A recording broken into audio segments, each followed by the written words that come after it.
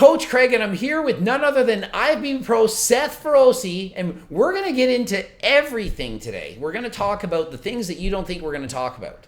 So there you go. So happy to have you. It's been a while, but finally we're able to get some discussions going. Greg, it's great. I appreciate it. This is something that I don't think most of the people in the community ever thought this would happen. But with the topics we're going to go over and how intense things are in the industry, these type of things need to happen, because I think there's too many people out there that don't fully understand how intense things are in professional bodybuilding and just in bodybuilding in general. Absolutely. So many people are scared to say things, and you tell it exactly like it is. You do so just like me, except with more curse words. But we pretty much have a very similar channel because we just tell people what we think. Not everyone's going to like it, but we tell you what you need to hear, not what you want to hear. Yeah, it's kind of funny whenever you and I were texting the other day, going back and forth, like you're like, hey, this is what I want to talk about. This is what I want to go through. And then I'm like, you're literally speaking the same language. Like, we're talking the same way. We're speaking about the same subjects, and it's just in a different manner. I'm a little bit more intense, very emotional. I mean, you have your side, like you said, just a little more curse words come out of my mouth. I'll keep it clean for you so you don't got to bleep too much out. We can always put cookbook in 56 times and try to sell cookbooks. I always try to do that. So I bought one. Oh, awesome. Yeah, so if people don't know, just to give a bit of background, you got like 600 something thousand followers on YouTube. You're an IPE pro bodybuilder. You were on all the drugs, same as me. We both got off of all the drugs. We're both on HRT. And so we're speaking from experience here. We've done everything you've done. We've thought what you've thought. We've done it for a long time, abused PDs, and we're coming here to talk about it. Yeah, the biggest thing that I want people to take away from the video, I filmed the video with everybody passing. I'll just start from the beginning with there. I've always been pretty open about everything since I came to YouTube in 2016. I just was like, this is who I am. I'm trying to pretending that this isn't who I am. I mean, we're a little fucked up. Bodybuilders we have screw loose, like we all do. That's why we love the gym, and like all of a sudden, like we have different personalities in the gym. And I was like, but steroids play a huge role in bodybuilding. And I'm like, I'm tired of pretending that people act like it's not real. I was like, this needs to be a very real subject because people can get hurt. And for us, like, whenever we first started, we knew like this was screwed up. But I don't know. I don't think anybody would ever change my mind. But anyways, long story short, I've always been pretty open about this. And then with John Meadows passing, who was just an outstanding person, just you couldn't be around him and not feel good about yourself. And then with Cedric McMillan just passing, somebody who I literally competed and won my pro card with, we were sponsored by the same companies, did photo shoots together. The dude did tremendous things for me whenever I wasn't in a good spot. And with all that happening, I just kind of was like, why is nobody saying the real shit? Why is nobody saying how serious these things are? Like, everybody's like, well, you know, we can make it safer. Like, the sport can be safer. I'm like, I mean, we are attracted to it because there's no rules. And I was like, I couldn't keep it in anymore, because both of those guys that passed, they were outstanding dads. They had young men they had young boys. And now those boys are going to grow up with no dad. Like, they're not going to have a dad.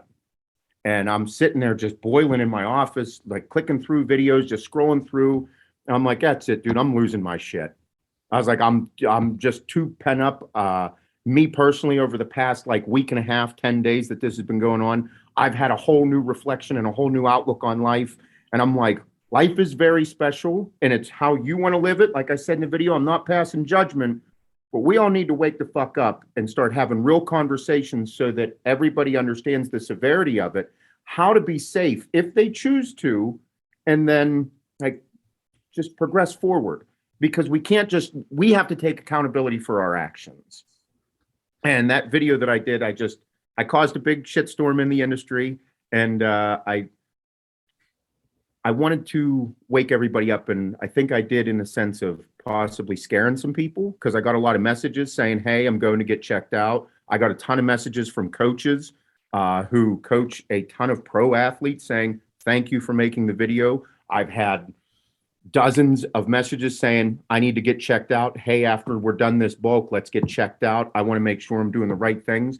So whether anybody liked what I said or not, it is the truth. It's my perspective on it. And my goal was to wake you all the fuck up to make sure you do go get checked out, even though we do crazy things. Do you think it's possible to just do one cycle? Because when you start, you think, oh, I just want like 10 pounds of muscle. I just want to look good for the beach. I'm just going to do this one cycle. And I keep telling people, once you've done one cycle, it's kind of like a drug that you just can't stop. I mean, some stop, but it can affect you for life. You remember back to how you looked. You wish you could get that muscle, and training is no longer the same. I remember when I started taking steroids, and it was like every single time I went into the gym, my bench went up for 3 months straight. I'm like, what is going on? I'm benching over 500 pounds. I'm like, this is ridiculous, because I'd spent 20 years training where, 2 or 3 pounds of muscle here or there, every now and then put on 10 or 20 pounds of my bench in a whole year. And I'm doing that every week. So how do you not get addicted to it? Well, I said that in the video about this possibly starting to potentially look like a little bit of an addiction problem. And I think that, like, whenever you go, you love lifting weights, we all love lifting weights. We all chase the pump or this something that is occurring, your bench constantly going up. I was doing the 80-pound dumbbells for 12. Now I'm doing them for 20. Like, you're like, this shit works. Yes, it does work. So, like, if you like lifting weights in the gym, if you like getting bigger, if you like getting stronger, if you like the pump, and then all of a sudden, like, you start taking these, you're gonna like them. You're gonna like them a lot. And the crazy thing is all of a sudden you fall in love even more so with a feeling a certain drug can give you, because all these different steroids do all different things. That's why I was attracted to them. I was like, I get to conduct my own science experiment on myself. This is the coolest thing in the world, because, we are nerds to a certain degree. We're like the smartest dumb people on the planet. So I'm like, all right, let's do this cycle. And I was like, man, that worked. Well, I just read this article. Like, I read Anabolics 2002 by William Lelowin. That was like my book back in the day. And I'm like, he said, if I take these two drugs together, this will occur. Well, let's find out. So I became so attracted to that like you said, when you go into the gym and then all of a sudden you're constantly progressing, all the work that you were doing, like as a natural bodybuilder or a gym rat or whatever, all those dreams that you had about just getting a much fuller, rounder bicep and capping your delts off and having the traps into the cap delts, into the tricep and a swooping chest, all that shit starts to come true. So if you think that for people not to think there is a mental connection that almost is uncontrollable, you're out of your mind. Absolutely. I personally am so big into improvements. Anything I can see myself get better in, it's so easy to get addicted to. The dopamine rush, when you start dieting down, you see that new vein, the muscle, the striation, the increased bench. And then all of a sudden I'm taking steroids, and this is going on 10 times faster than normal. And every day it's like, wow, I'm so excited. I trained as long as I could natural, so I milked the most out of it. Then I'm like, well, I'm not making any improvements. And then so I get into the gear, and it's incredible. But like anything, like drugs, when you're drunk, however high you are, the high ends. So after a while, that cycle, it comes to an end. And when it ends, it freaking sucks ass, because you go from going up in the bench 10 pounds every week to now every single week I'm getting a rep less. I'm lowering the weight. I don't have the same pumps. I'm looking worse every single week. I'm training my freaking ass off. Every week I look worse. And all I'm thinking is, how many weeks of this stupid PCT before I can go back on that damn cycle, because I want that muscle again. Every single cycle on and off, I couldn't wait to get back on. You even in the books and all that stuff, you'd read in there like depression and mental, like in books in the beginning, I was like, they're talking about depression. I'm like, I don't see how you can get depressed from taking these things. And then they'll talk about, post-cycle therapy. And I'm like, I don't need no post-cycle therapy.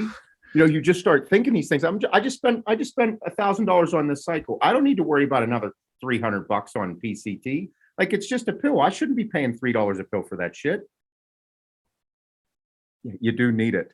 And you do. And that's those highs and lows. And like, when you get the highest of highs, you can have double the low whenever you come off, if you do not do it properly. Like, there is a way to go about things to be as safe as possible, but it's still going to be this up and down roller coaster of emotions and insecurities become like, all of a sudden, like you believe that everybody can actually see your insecurities through your skin. When you're in the gym, they're like, I was just benching 315 for sets of 15. And now I got to do 225 for 8. I'm such a pussy. Everybody's laughing at me. They're making fun of me. It's like, whoa, dude, you need to calm down. You're losing your head.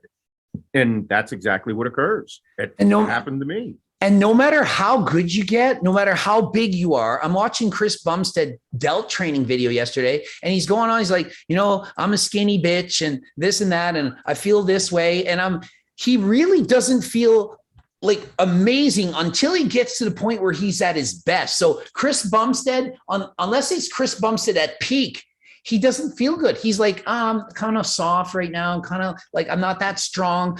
Pretty soon, when you get that solid feel, when you have the 110s and you can go all day with them. And it's like, dude, your worst day, you're stronger than 99% of people. Your fattest day, you're lean as hell. It just becomes a mindset of you're never happy. We all do it. It's so we're such perfectionists. We're no matter, even if you're just a gym rat, like you want your workout to be perfect because it's your workout. Your peak physical capabilities. And when you're at your physically, whenever you're pumping, man, everything is hitting. Your training's on point, your nutrition's on point, your recovery, your supplementation, your food, everything is hitting. You're like, you cannot fuck with me. Like, we know those feelings, and there is nothing like it on the planet. But at the same time, you have to understand, if you're abusing PEDs during that time, you're cashing a check that you can't, you don't get it back. Like, and that's the topic that is so intense right now, because you and I, like you and how successful you are and everything that you've done, like your past played a massive role in getting you to this point. With your supplement company, your crazy YouTube channel, everything that you are, your past played a huge role, as did mine. I would not have what I have without this industry and this wild way of life, this mental roller coaster, physical roller coaster, emotional roller coaster. I wouldn't have all these great things, financially stable, everything, great relationships with people, all of it, without cashing that check. I knew that I was hopeful, but with hard work, and I knew that if I did everything I could, I would be in this position. And I cashed that check for X amount of years off my life. And I was okay with it when I was 20, whenever I first started taking gear. I was like, I'm going to cash that check. I know I'm going to be on testosterone the rest of my life. I know I'll probably have some type of dependency. I know it'll happen. And you know what? I don't give a fuck. I don't care if this shit kills me, because this is what I love to do with my life. This is what I want. And that was the check that I was willing to cash, and did cash. However, I knew there'd be a time to stop. I knew there would come a day, but I did not know how it was going to come about and what would happen. I knew it would be health related, but I just didn't know how. And at the time, I didn't care. I was young. I was invincible. I had no kids. I thought, honest to God, I'd never be a dad. I thought I was like, I have BB Pro, Seth Feroce, travel the world, compete, do the European tour like Jay Cutler and Dexter and Dennis James, and just looking like in the magazines. Never knew the internet would become what it is. It was that long ago. I thought that was going to be it. And lo and behold, it did to a certain degree, but now I have children.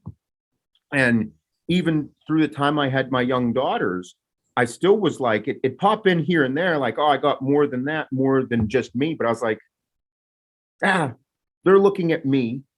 If I don't do great things in my life, they'll never understand that they'll be able to do great things too. So it was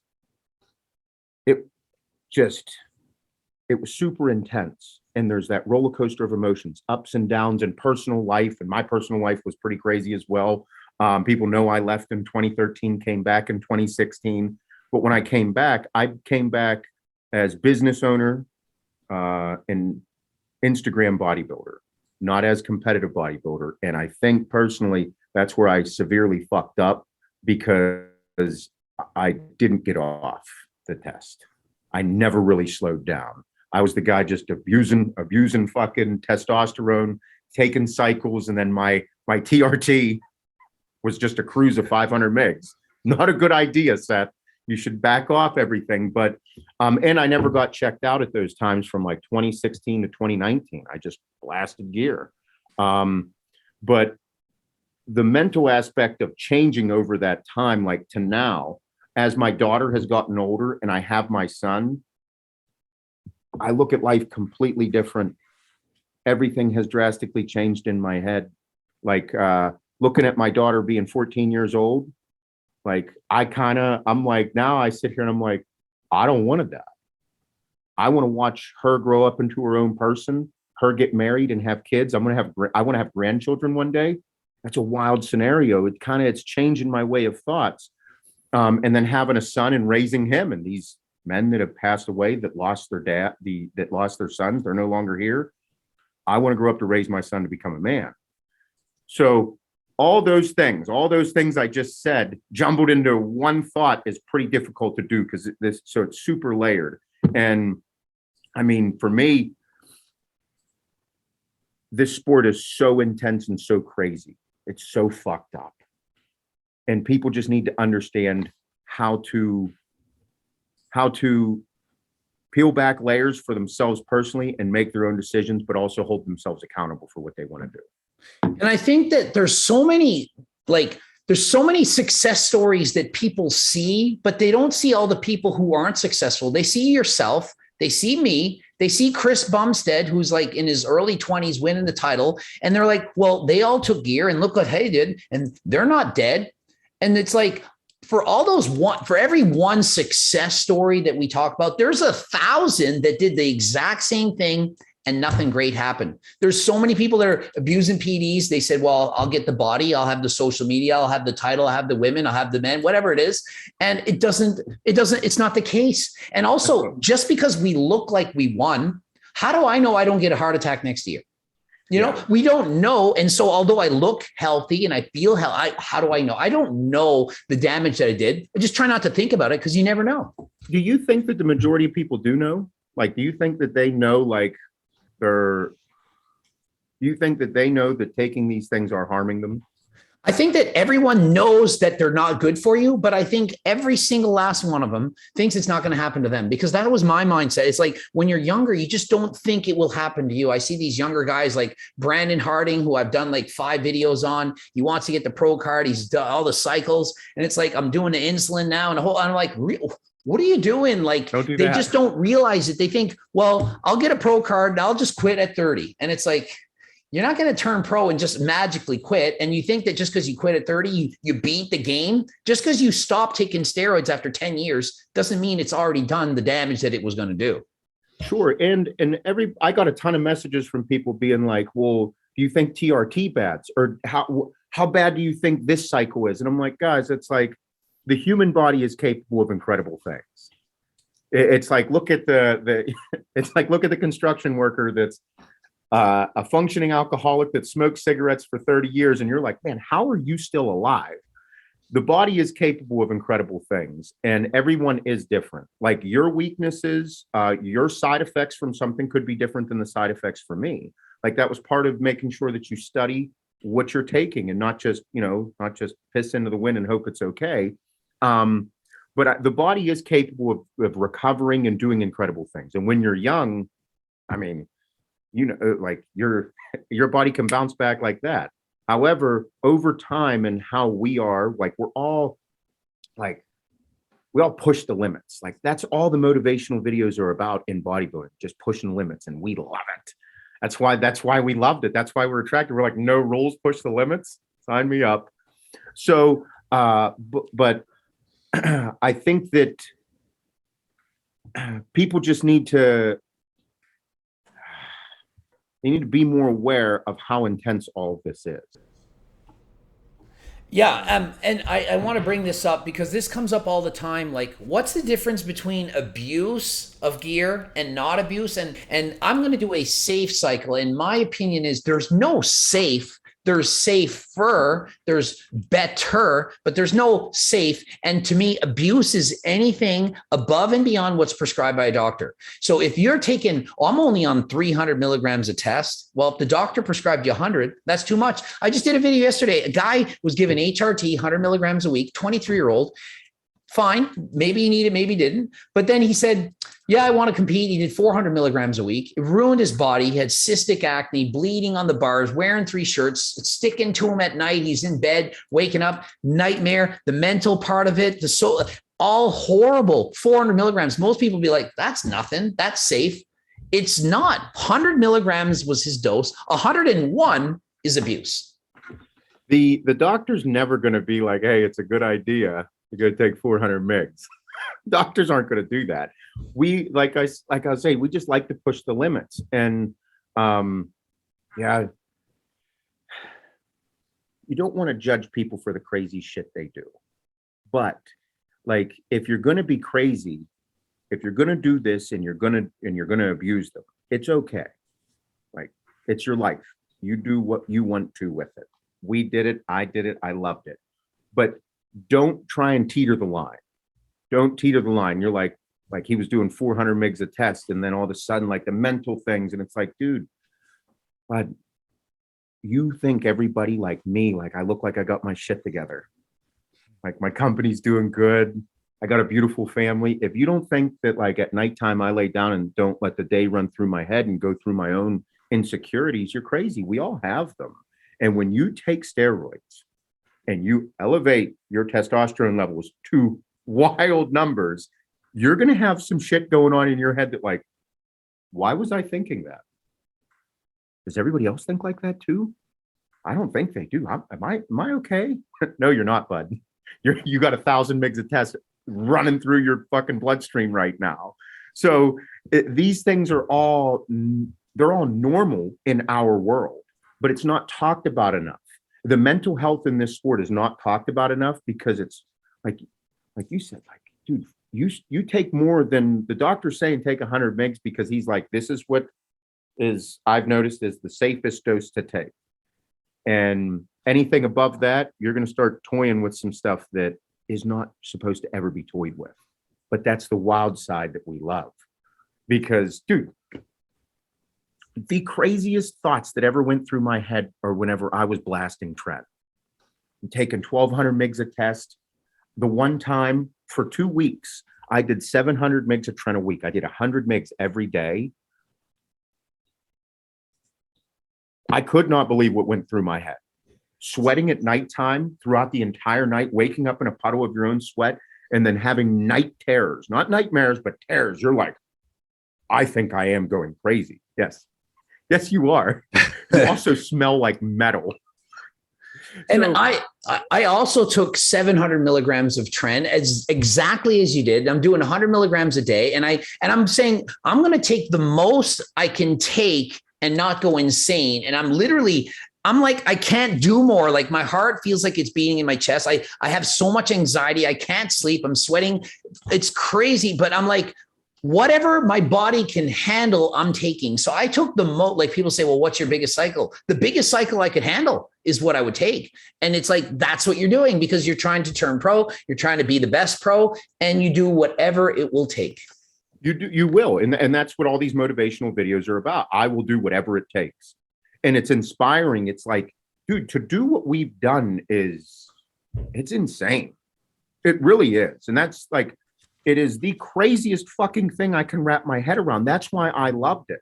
I know why I loved it. That's why I'm saying not to judge people based on the crazy shit they do, but then don't go turn around and kind of be like, well, I want to do it super safe, or I want to do, I'm doing this safe and I'm going to do it this way. And then like give really bad advice on it. Like, no, this is fucked up. It is. It's super crazy and it's super intense. You can do what you want to with it. But if you ask me for help or you ask me what I think and I don't give you the answer that you want, don't come crying to me when shit goes fucking wrong, dude. Because shit will go wrong at some point. Yes, it will. Everybody knows it's going to go wrong. And it's super fun. I loved it. But I had to stop because of my health, just like everybody will one day.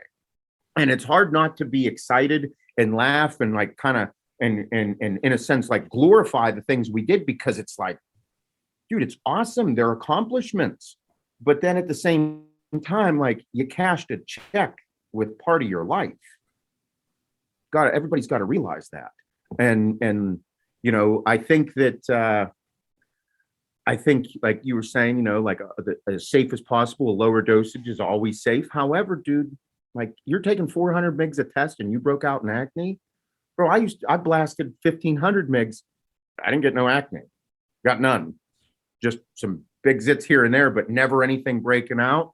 However, the things that really got me, like, I loved Anadrol. I like testosterone. I really like DECA. Love Trenbolone. All those have a serious effect on your red blood cell count. Like, serious effect. They all have an effect, but I always love the ones that had a dramatic effect on those. Anadrols, I just, if I was training, I'll take an Anadrol. Like, it was like candy to me. And so those things that later on, the health issues that I ended up having, high hematocrit, high hemoglobin, high blood pressure, high resting heart rate, high everything from heavy amounts of steroid use with testosterone, Anadrol, DECA, things like that. Like, those are direct correlations. So, and I think, but like I said, the acne thing, the hair loss thing, not so much. However, other things affect other people in different ways. Absolutely. We all have different genetics to like be affected for some things. Like, I've never had a problem with my blood pressure or my creatinine, but others, it's horrible. And a lot of people avoid the blood work. They'll avoid the doctor checks because they don't want to know. Why would I want to know? I got a show in a month. I don't want to know. And I've coached girls and I've talked to them and I'm like, what are you doing? Because you sound like me right now. You got a freaking male voice, but the show is in 5 weeks. You got to stop now or it's permanent. They can't stop because it's the show in 5 weeks and they're rewarding the freaks. And so you're rewarded the more you take, the more you do, the more shredded you get, the more you starve yourself, the more you suffer, the more the judges reward you. And so it's basically a sport of who is the most obsessive person, the craziest person. That's the one with the best chance to win. Just give them some good genetics and that's your champion. Damn right. And that's why we loved it. Like, that's why we're like, let's go. This is for me. And it's crazy because, like, I remember whenever I first started, like going to shows and speaking at events and seminars, like, there'd be parents that come up with their 16, 17-year-old and be like, my son loves bodybuilding. And I'm like, yeah. And she's like, no, like, I don't understand what, like, this is all he does. And I'm like, the best way I can explain it to you is he got bit by the bug and, like, he's infected now. He got bit by the bodybuilding bug and there is nothing. He loves looking in the mirror. She's like, he poses every time he passes by one. I'm like, we all do. It's just, it is this crazy obsessive thing that comes over us that we end up loving. And, like, you can't change bodybuilding. That's what it is. But in the sense of, like, like you were saying with females, I can't speak on that because I've never coached a female and I'm like, man, like, that's probably that's a road I don't want to go down. But they are rewarding the freaks, especially in the women's physique division. Again, it's starting to look like women's bodybuilding. And I'm like, this isn't the Dana Lynn Bailey era anymore. Like, Dana was beautiful with streamlined lines and you know, feminine muscle. And now I'm like, these bitches are big. They're as big as me. They are. Dana Lynn Bailey would be. I was like, it was hard for me to get that hard. Dalen Bailey would be a small figure girl right now with not enough shoulders and too wide of a waist. She would do horrible in women's figure. Crazy. They're way bigger than that. Amateur. I'm talking to women at the gym and I'm watching them doing their poses and the whole thing. And I'm like, oh, what are you doing? And they're like, well, I don't have enough muscle to compete. I'm like, what are you talking about? You look freaking ridiculous. Oh, but they're this. They look at the women in the Olympia and they think they have to look like that. And so the women with the most amount of muscle, they're thinking, well, maybe I'm big enough for figure. And I'm thinking that should be women's bodybuilding, but it's gone so far in women as well as in men that the standards are ridiculous. And I actually have a solution for this. I know you're saying you can't say bodybuilding. I think you can. You keep bodybuilding exactly as it is. Big Ramy can show up at 300 pounds, and go against Nick Walker and battle it out. Who's got the most muscle? And then we have the natural division, same day, whatever, same weekend. And you have it drug tested and say, you have the choice. Chris Bumstead, you want to save your kidneys? You can now go natural, lose 20 pounds, compete in this natural physique class or whatever. And so you offer both. Then the people who are crazy want to keep pushing, taking anything, you do it. The ones that don't, they have the option. Then anyone dies, you can say, hey, you had the choice. I get it. I mean, the natural thing, I mean, it'd be so scrutinized with drug testing and all that. And, can we take HRT and still do the show? All those different things.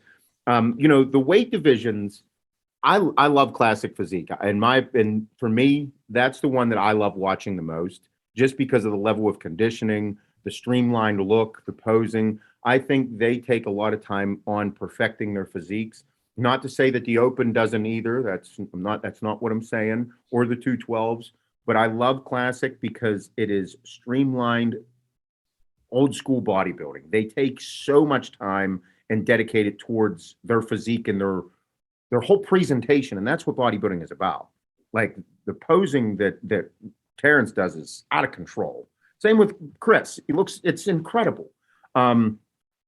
But those divisions weren't created with a weight cap for health. You know what I mean? Like people are like, oh, we can cap the open. I'm like, you can't cap the open. Like you can't do that. The cap in 212 and in classic was not done for your health. It was done for an even playing field so that people would have a similar look and be able to look from a conditioning standpoint and actual judge bodybuilding, not based on size. It was almost, it's then a look and a presentation. So you can't cap open, but it's not to say that the dudes in classic don't do wild shit. Like, oh, absolutely. Some of them are taking as much or more than others. It depends on how much you're allowed to weigh. Like Logan Franklin is 10 pounds plus under the weight limit. Chris Bumstead is not even at the limit. Then you have little old Coach Greg. I'm way over my weight cap. And I'm like, how do these guys look like this at 185? But I have a wide waist and I got thick legs. And so I don't have that kind of physique. I can't look as big as Terrence because my shape is wrong. I don't have long friggin' tibias. The lower leg, if you have a really long tibia, you're taller. If you have a long neck, you're taller. I can only weigh 185. I'm on HRT. I weigh 194. I'm 9% body. I'm like, what is with these? I can't beat Chris. You could put any weight cap and I'm not beating him. So in my mind, if the judges actually judge it right, they wouldn't need a weight cap. They would just say, y'all line up, look classic, be in shape, and we're going to pick the winner. If you're too big, you should have been an open and you placed last. It seems simple. It's, and yeah, that's what makes it crazy. The freaks always put asses in the seats. But right now, there is a massive swing right now in bodybuilding to like the Chris Bumstead era. Because whenever I went to Alpha Land with our product specialist Heather when we were in Texas, went to Alpha Land, and I train at my own gym. I don't go to the gym very much. I just go to my gym, so I don't really see what's going on with all the young people or what they're wearing and how it's all going. Like there were people that looked just like Chris. I was like, that looks like Bumstead. I was like, they like the image, the whole look, and I'm like, man, there is something going on with this guy. Like he's changing how people do things. He has a massive impact on them. And you don't see so many people. There still are the freaks and people that want to get huge, but it is nothing like the era that is coming. So there is a swing, but like you said, that doesn't mean they're not taking less stuff. And it doesn't mean that they're any smarter. It just means that it's a different look and they're trying to figure out how to look like that. And people just need to understand that steroids are going to play a role in your health. Like the second you start taking testosterone, your red blood cell count is going to go up. And then your red blood cell count goes up. And what's next? Well, you're going to get bigger. That's going to put more stress on your heart. Simple. Okay. And then all of a sudden, more than likely, your hematocrit's going to go up. Your hemoglobin's going to go up. Your resting heart rate's going to go up just from taking a little bit of test. Maybe some D-ball too. Well, then you're going to notice spikes. So these things just need to be talked about so that young people understand that this is what's going to occur. It's not a maybe, it's a definite. And then it's a maybe on how much of an effect it's going to have on you. You just have to figure that out. Only way to figure it out is to do it. And I think the problem really is that the young people see social media and they say want to be popular. Everyone wants the dopamine, the clicks, the followers. And so if you're 19 years old and you don't look like a pro already, you feel like you've missed out on something. I mean, when I was 19, there was no social media. I'm way older than you even. There was nothing. I was the big kid. I had the biggest bench press, the biggest muscles. I was 149 pounds. I was jacked. Do you see Greg Doucette? Holy, that guy. And it was 149. I would win bodybuilding con. I was winning overalls as a lightweight. Look at Greg. He's got so much muscle. Nowadays, I would have looked like a men's physique guy, and they would have said, oh, he's kind of small. But back then I was huge because there was no social media. You didn't have Chris Bumstead in a lineup of guys that I can swipe right or left or up and down. How do you ever do it? To see right away. And so it's so hard for people now because they see on social media in 5 minutes, 100 people that look better than them. And it's not just men, it's women with the surgeries. It's horrible. Dude, it's wild because like you said, the dopamine rush, like we were saying that this is pretty addictive and it's fucked up. It feels that way. Like you and I are two of the very few that are on the other side of this. Like you're on HRT, I'm on HRT. Like people are like, Seth's still sauced out. I'm like, guys, I am a fat, wide-waisted, chubby white guy. Like that's my genetics. You look at my whole entire family, you're like, oh, you are all short, thick people. Yes, we are. And like you said in the message that we were talking about over the weekend, people think that they can't build muscle on HRT. You're going to build muscle. I'm going to sustain muscle. I was 204 pounds this morning, did a killer cardio session. Like I am very downsized in what I was doing. And now I'm excited because I'd like to get around 200 pounds, hang in that range. But I like to eat. So for me to be under 200 pounds takes a lot of work. But you got to remember how long I've been at this. And like you said, with the dopamine rush that people get, like us being on the other side, like we had to get through those dopamine rushes. We had to get through this, I'm going to stop taking steroids now. And there's going to be an identity crisis. Like it's going to occur. Like, I know I went through mine. Did you go through something similar when you stopped? Oh, absolutely. When I stopped, I mean, I was as big as could be, and I was setting world records in the bench press, the powerlifting and stuff. And so whenever I went to the gym, I was either training to break a world record in a powerlifting lift, the Guinness record in the deadlift or the bench or whatever, or I was dieting for a show. So I had a huge goal in my mind to be this or that. And then I ended up getting injured. You probably see I had a surgery on my tricep here. I broke my elbow in a bike crash. And then I broke my elbow again in another bike crash. And then I couldn't train and I had less muscle. And I'm like, well, I kind of used the excuse of I've got an injury, so I'm going to be off gear. And I got smaller and I'm like, it's fine. And it takes time for your brain to catch up with what you see. And so at first I'm like, well, this sucks. But to me, it was an injury. And I said, well, I'll just get it back when I go on cycle. And I was fortunate to switch from being like into the open bodybuilding to switching to classic, and the weight class was 185. So when I did a cycle for that, I took about a quarter, maybe a third of what I used to take. So I still did a cycle for my last show, but it had to be small. It's not that it's still healthy, but it was a lot healthier or safer than my old ones. And so I knew I can't get any bigger. And so that made it easy. So I kind of transitioned from being up here to down here, and now I'm here. And I slowly did that over time. And I replaced that identity with, now I'm the fit guy that races bikes. So I'm like, rather than comparing myself to other bodybuilders and saying, well, that guy looks bigger than me, I can compare myself to other cyclists and say, how many bike riders look like I do and can race? And so it's a different mindset. But here's the gig, though. This is what people freak out about. And I think this is the identity crisis I went through. That you did, but you're cool with telling people to go fuck themselves. And I am too. But if you told me, like, when I laid down at night, like, man, I'm not going to be like, I'm becoming this hybrid athlete doing CrossFit and doing some crazy cardio and doing the hunting adventures and all that, like hiking through the mountains for days. I'm excited. Like, it's challenging. I'm really excited about that. But what I went through 2 years ago was, I'm not going to be sauced out Seth anymore. And people really like that guy on the internet.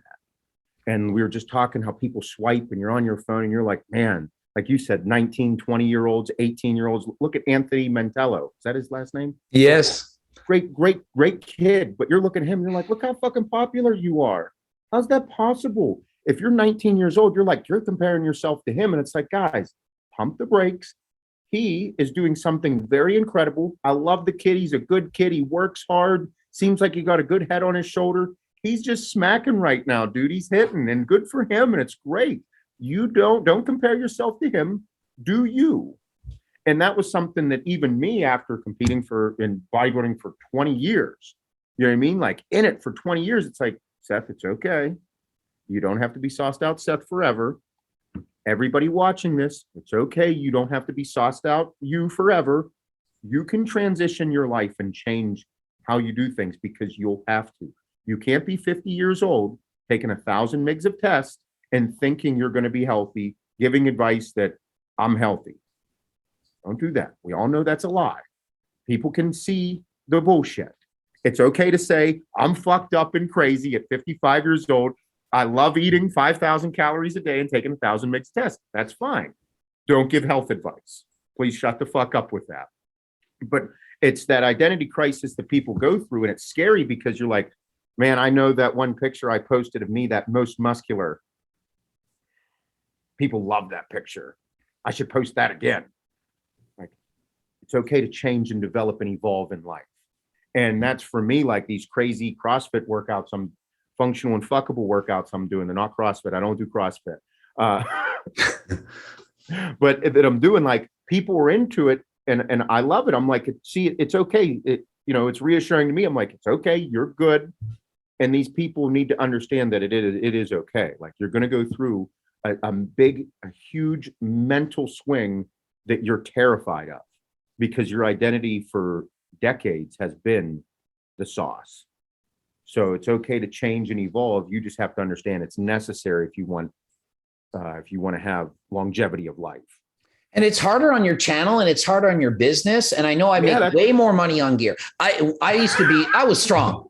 I can put up 7 plates for 12 reps. People are going to watch that. I know, I've seen them watch it. When I bench 5 plates for reps, they're watching that. And when I'm making a video and I have cross striations going across my chest and it's pumped up, people are like, oh, who's this guy with the friggin' chest muscles? Now that I'm a bit smaller, you might swipe to the next guy, the next bigger guy that has the better, most muscular, that deadlifted more than you, that's stronger. Hey, look at Larry Wheels. He's freaking impressive. Coach Greg, he used to be strong, or they might not even know that I ever lifted anyway, because they see me now. And so I know for fact, if I took a cycle and started making videos, I'm going to get more followers, and people are going to follow my journey back to the pro stage, back to 200 plus whatever pounds of muscle. And so it's hard, because you could be better, but you just have to sit there and tell yourself, I'd rather live 10 years longer than have $10 more million. Like, it's just not worth it. Life is, if I had $10 million and somebody said, hey, you're going to die tomorrow, but if you pay 10 million, you can live another day. Here's my 10 million, one more day. So what is the money worth when the most important thing is your health and to live on this earth and enjoy yourself? I got quite a few comments from people saying, well, that's easy because you made all your money. And I'm like, well, yeah, I didn't make all my money from how I looked.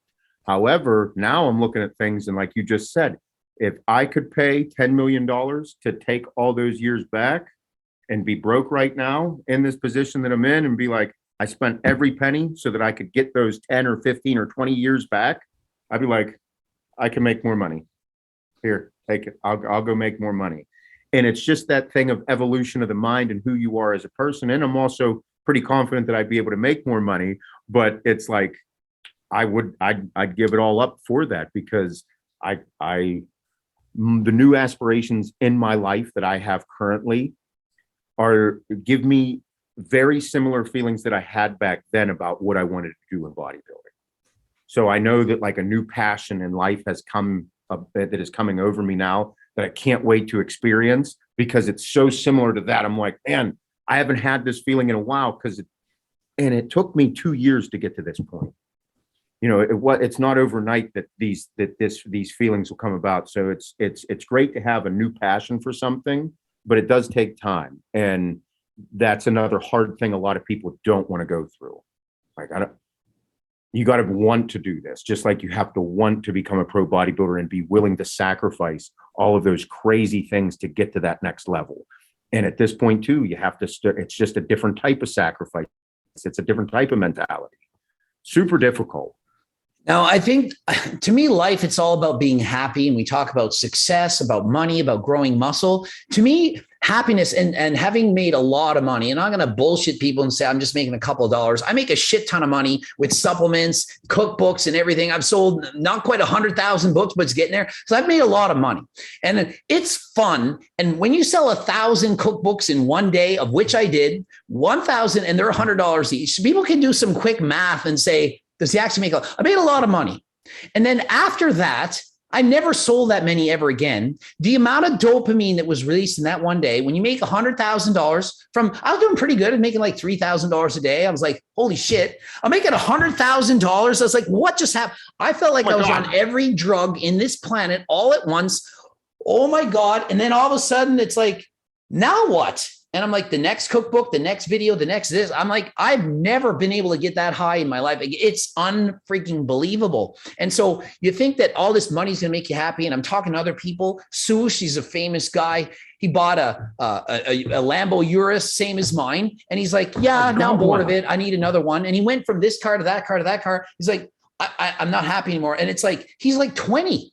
And so you make so much money and you buy something and it doesn't bring you happiness. When you're poor, you think, oh, if I'm rich, I'm gonna be happy.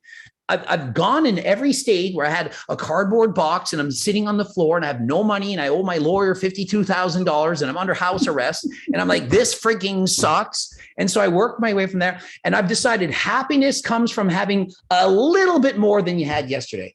As long as you do a bit more or accomplish a bit better than you expected. If I make a video when I first started and I got 10,000 views, I was like, holy shit, I'm bragging to my friend. I got 10,000 views in this video. It's ridiculous. Awesome. I'm blowing my mind. If I posted a video now and got 10,000 views, I would probably be depressed for the rest of the day. You need to have more. Once you get 1 million views, well, 500,000 sucks. If I only make $1 million this year, I'm probably gonna be like, I'm a loser as a business person because I only made $1 million. Because once you've made a lot more, everything sucks. And so I'm telling you, as an advice from somebody that's kind of done a lot in this world, just be happy with small successes, getting a little bit better, 1 or 2 pounds of muscle in a year, fan-freaking-tastic, because once you go on gear, which I did, and I put on 15 pounds of muscle in my first cycle, and I turned freaking pro before, it didn't take long. No. Then now what? Now in my next cycle, I put on 5 pounds. I'm like, well, I thought if I doubled the dose, I'd get at least 20 pounds. So I'm thinking, well, I thought, well, I'm going to be in the Olympia. First cycle, 15 pounds. I'm going to friggin', but the law of diminishing returns. And then every time you do a bigger cycle, you get less results. And I'm like, well, this sucks. And so if you do a cycle at 19, you're going to put on 20 pounds of muscle that first year, probably more. Then what? Then you got to do more and more. And then your health is at a greater compromise versus if you're natural, 3, 4, 5 pounds, whatever. And you do that for 10 freaking years, like I did. And all of a sudden you're freaking big and you look good. If you're ever going to do steroids, and I recommend you don't, but I don't want to be a hypocrite. I did. Wait as long as you frigging can and take the lowest frigging dose and be happy with the small gains, because the longer you stretch it out, the better. Because if you put on 100 pounds of muscle in a year, you're going to want another 100 the next year, and you're going to be depressed when you don't get it. It is crazy how the human mind works. This is what fascinates me the most about it. You just went through that whole thing. That's my life as well. Like, there's nothing like a release. There's nothing like it. I'm like, yeah. And then the next day comes and you're like, that was intense. And then the day after you're like, so what's next? Let's go back to work. And the same thing. And it goes to anything that gives you this crazy high, whether it's a drug, whether it's a food, whether it's a feeling from work, making money, sex, anything. Like, they bring these feelings on you that you're just like, you don't even know what to do. And with bodybuilding and with a huge subject here, it is such a mental game. It is such a mental game that you need to have a firm grasp on your thoughts about what you want to do. Because if you don't, motherfucker, they will run. Because all of a sudden, before you know it, you're like, yeah, so my first one, I took 500 milligrams of test with a little bit of D. Oh, it just froze. 18 or 20 or 21. You gained, like you said, 15, 18 pounds. And then all of a sudden, next one, before you know it, 2 years later, you look at the dude, you're like, bro, what are you taking? What'd you do? Blown out waist, He's like, yeah, I started growth. I'm like, well, you're fucking 22 years old. Yeah, well, my coach that I'm working with also said, if I want to make it, I got to start taking insulin. What do you mean? You're 22. You don't need to be taking insulin. You're in physique. What do you do taking insulin? Or anything. It's just it's crazy how quickly things can happen and how you can let your mind run on you and how you can get too exciting, get too ahead of yourself from those dopamine dumps from people telling you look great, all the likes. I got 100,000 views on that last video in 1 week. Who the fuck am I? I'm special now. I should keep doing this. It's like, oh man, we are living in some wild times that can just run away from you.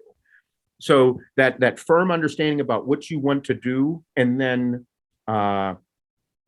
just talking like you and I are right now, putting out this information, because there's not enough people that are open to be able to hear this and be like, okay, maybe I should take a step. I still want to do this. I'm not going to stop, but I just need to reevaluate how I want to go about it.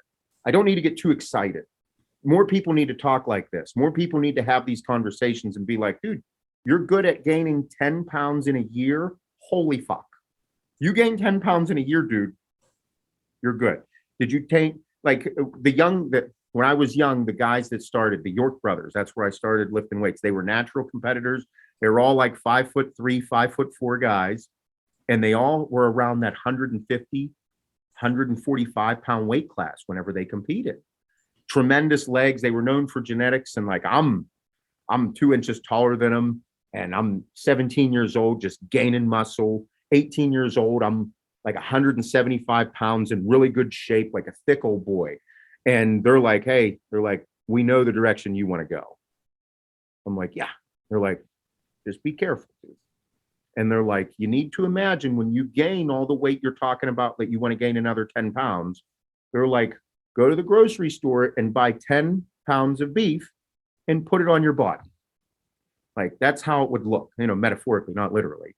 And it's like, whenever people need to look at and evaluate how much weight that actually is, 10 or 20 pounds, like, imagine just taking 20 pounds of steaks and putting it on you. Like, that's actually what you're kind of gaining at that point if you gain that much weight. So be very mindful of what that can do to the body. And in reverse right now, I used to be 240, 245. I take 40 pounds of steaks and put them on me right now. That's how big I used to be. That's a shitload of weight. So I think having these open conversations and people understanding to just take your time, be very mindful and understand exactly what you want to achieve first thing in the beginning. Like, this is my goal. Stick to that. Don't let your mind run away from you, because it will if you let it. And I think people have this tell me if you feel the same way, that people think that if they get all the muscles, the size, that they're going to get all the girls. Like, so many people, it's like trying to look a certain way, the aesthetics and looking this way. And I'm like, dude, every pound of muscle I increases the amount of guys who are attracted to me and the amount of compliments I get from guys, and decreases the amount of women who say anything. It did the opposite. It's like all of a sudden you just care about yourself. You're so into yourself. You pose in the mirror. Like, women are interested in that. They just want a normal dude that's kind of fit. Guys, they seem to love it. I don't get a lot. I don't ever get a bunch of DMs from girls saying, wow, look at you, Mr. Sexy. But certainly on the opposite end, tons of guys are right. Dude, it's funny that it's so true. All those the memes that people put out about that. And it's true. And I look back and I'm like, I take my hygiene very serious. Like, I like to be clean. It's just something I've always been like very adamant about. Like, people, like the acne thing, people are like, oh, how didn't you get acne? I'm like, well, I'm also a little bit like of a clean freak, like scrub myself down. But as you get bigger and you're taking a bunch of gear and eating a ton of food, you have a stench. You do. And I remember, I'll never forget, I was doing incline barbell presses, and I'm probably 245 at this time, just fucking jammed, huge. And I'm like into it. Like, I'm sitting there getting ready to do 405 on incline, all pumped up, and I could just smell all my goodness coming from below. And I'm like, Seth, dude, you got a problem, dude. You are a mess. And it's like, and it was because of me just being 245 pounds, sauced, eating a ton, just the seepage of me. I had a stench because I don't smell like that anymore. And it's crazy how it happens on what we think about it. That's that mental thing. You're like, well, if I think I look good, girls will want to fuck me. Well, you're 245 pounds and you can't breathe going up the stairs. I don't know how much they're going to be into you, bud. Yeah, I mean, if you're trying to impress the most amount of people, obviously there's a niche of a certain person for anyone. But like, if you're trying to attract the most amount of people, you want to look the most amount of normal. And I'm telling you, even men's physique guys, that's just ridiculous amounts of muscle. Like, it's gotten so far in the sport that, to me, a men's physique guy, I've weighed in and I've stood next to them and I'm like, I'm smaller as a bodybuilder than men's physique at this point. Like, I mean, I was never the hugest guy, but the men's physique guys were bigger than me. Men's physique guys are big. They're not small. They're big dudes. And I mean, Raymond Edmonds, he's from Pittsburgh. And every time I'd see him, I'm like, Ray, like, you're like a big dude. Like, you're crazy. Like, you're doing physique. You're a big guy. But, and again, I love this sport. I love it. You can't not look at somebody. That's that in the in-person rush that you get from whenever you look great and you get someone that tells you look great. It's unlike anything in the world. And it really, I don't miss competing, but I miss competing because whenever I was on and you step out on the stage and you hear the chatter, you hear people talk about you, and you're in front of over 1,000 people, dude, there's not many feelings like that. I couldn't imagine being on the Olympia stage, a top Olympian competitor, and going out on stage and you hear the gasps. Oh my God. Oh my God. You hear that? There is nothing like that. I can only imagine that feeling because I heard it with my conditioning. I couldn't imagine Nick Walker, Big Rammy, Brandon Curry, Phil Heath, Ronnie Coleman, just the gasps. It's incredible. It's got to be a great feeling. And that's the feeling that we chased. And those feelings, there's nothing like it. And that's why the limits are pushed so far. That's why, I keep saying over and over, I'm not judging people based on what they want to do with their life. But if you want to achieve that, there is some shit that goes into it that you are going to pay for later. Yeah. Sorry. And the funny thing with that, the gas and the looks and the compliments, I said, no matter what level you at, to me, that's the same because I've gone from the smallest shows and won to the biggest shows type of thing. Jay Cutler said the same thing, like his favorite show, the most memorable is like the first show more than the Olympia because it's your first time experiencing it. Once you've gotten the Olympia title, Chris has won. Once you've gotten the gaps about what mass am I seeing, if you then compete again and you get a little bit less, only 40 people out of the audience screamed, wow, instead of 100, you're like, well, geez, it's not so good. If you're 300 pounds and you lost 50 pounds and you're still 100 pounds overweight, wow, you lost weight. You look great. Oh my goodness, that's amazing because you've gotten better.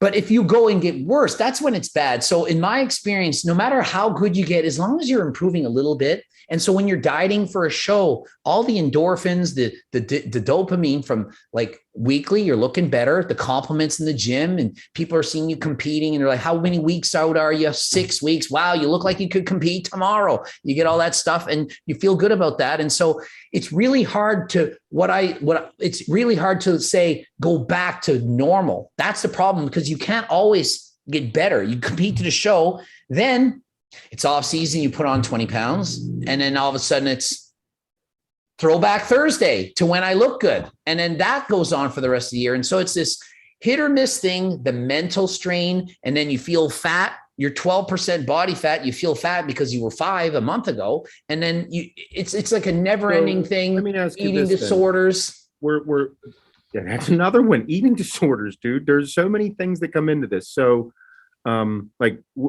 like we said in the beginning, we're speaking the same language.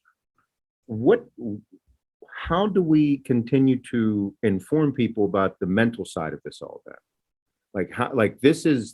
That's the part that's so difficult. Like this is people are having these mental connections with it that are uncontrollable. Like look at what people do for likes and views and everything. And the game, the internet, all that, but like you have to understand there is a real life side to all of this, and especially these young people. So it's like, how do how do you get them to understand, like, this is not going to be easy? Like, I guess we just continue to talk about it. Yeah, I mean, I make video after video saying, imagine your dream physique, close your eyes, open them. You're not getting it. Halfway there, that's what you can do. And if you over diet, you're going to be hungry, low sex drive, feel like shit. You keep saying it and people just don't want to listen to it. They all keep chasing that because they think if they get it, they're then going to be happy. No one's happy. They think if they get that 6% body fat, abs, they're going to get a girlfriend, boyfriend, whatever, and they're going to be happy. And it's like, no, you're not. If you're not happy now in whatever body you're in, you're not going to be happy because you're skinny. You'll be healthier physically, but you're not going to be somehow mentally better. I like people keep saying, oh, you know, I did this in my confidence. And I'm like, you should be confident at 300 pounds, the same as if you're 200 pounds, you're just 200 pounds. But people just, I don't think they understand that they're not going to fix life's problems by losing some weight. No, it's tough. It is. I mean, like you were explaining about the vehicles earlier, like buying a vehicle, like having money. You thought things were going to be different. You buy a vehicle and you're like, fuck yeah, that was the coolest thing in the world. And then you're like, oh, okay, so I'm still going to work every day and I do drive in a nice car, but maybe I should get a different car. Maybe I should get another one. It's weird how these things occur. And I mean, I think for me personally, like as I've gone through this, like this whole identity crisis and buying things that have that are just fine. They're just finances. They're just money. Money has just become a tool to me in life. And I'm like, there's something more to all of this. There's something more to life that I want to go after. And I'm starting to figure it out because like, I just had a great weekend with my kids and Hannah, gymnastics. My oldest, she's a level 9 gymnast, which there's only 10 levels in gymnastics. She made it to regionals. My other daughter she doesn't lose. She wins every meet she competes in. And like, I'm like, man, like this doesn't take like a bunch of money to have this feeling. So like for me, like going through my identity crisis there, and I'm looking and I'm like, I still love nice things. I love having my own gym. You have to have money to have your own gym. You have to have money to start your own gymnastics facility, all those. But like, I'm starting to, this later part in my life, I'm realizing that I need to chase things that involves more than just me. That's more than just me as a person. Because if I look in the mirror and like, I look great and I'm happy, that's good. Well, how much more can I get out of it? Okay, well, Seth, just do your cardio. You need to be healthy. If I buy this vehicle, like you'll only be happy for 2 days. You bought that vehicle. You bought multiple vehicles. You've wrecked multiple vehicles. They're not about you. There's something more. And what I find out is like me making these videos and me getting the response I did, there's people that are reaching out that said, this is helping me. These young kids that we're doing with gymnastics, it's helping them. Me being with my kids, it's helping them. Like I'm having this realization that it's anything I do that's bigger than just me, that I'm really connecting with, and it's bringing something new to my life.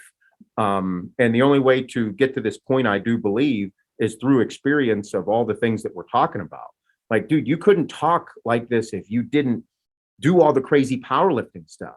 You couldn't talk like this if you were never backstage, shredded to the bone, looking at the dude next to you that's a fucking physique guy and going, you're bigger than me.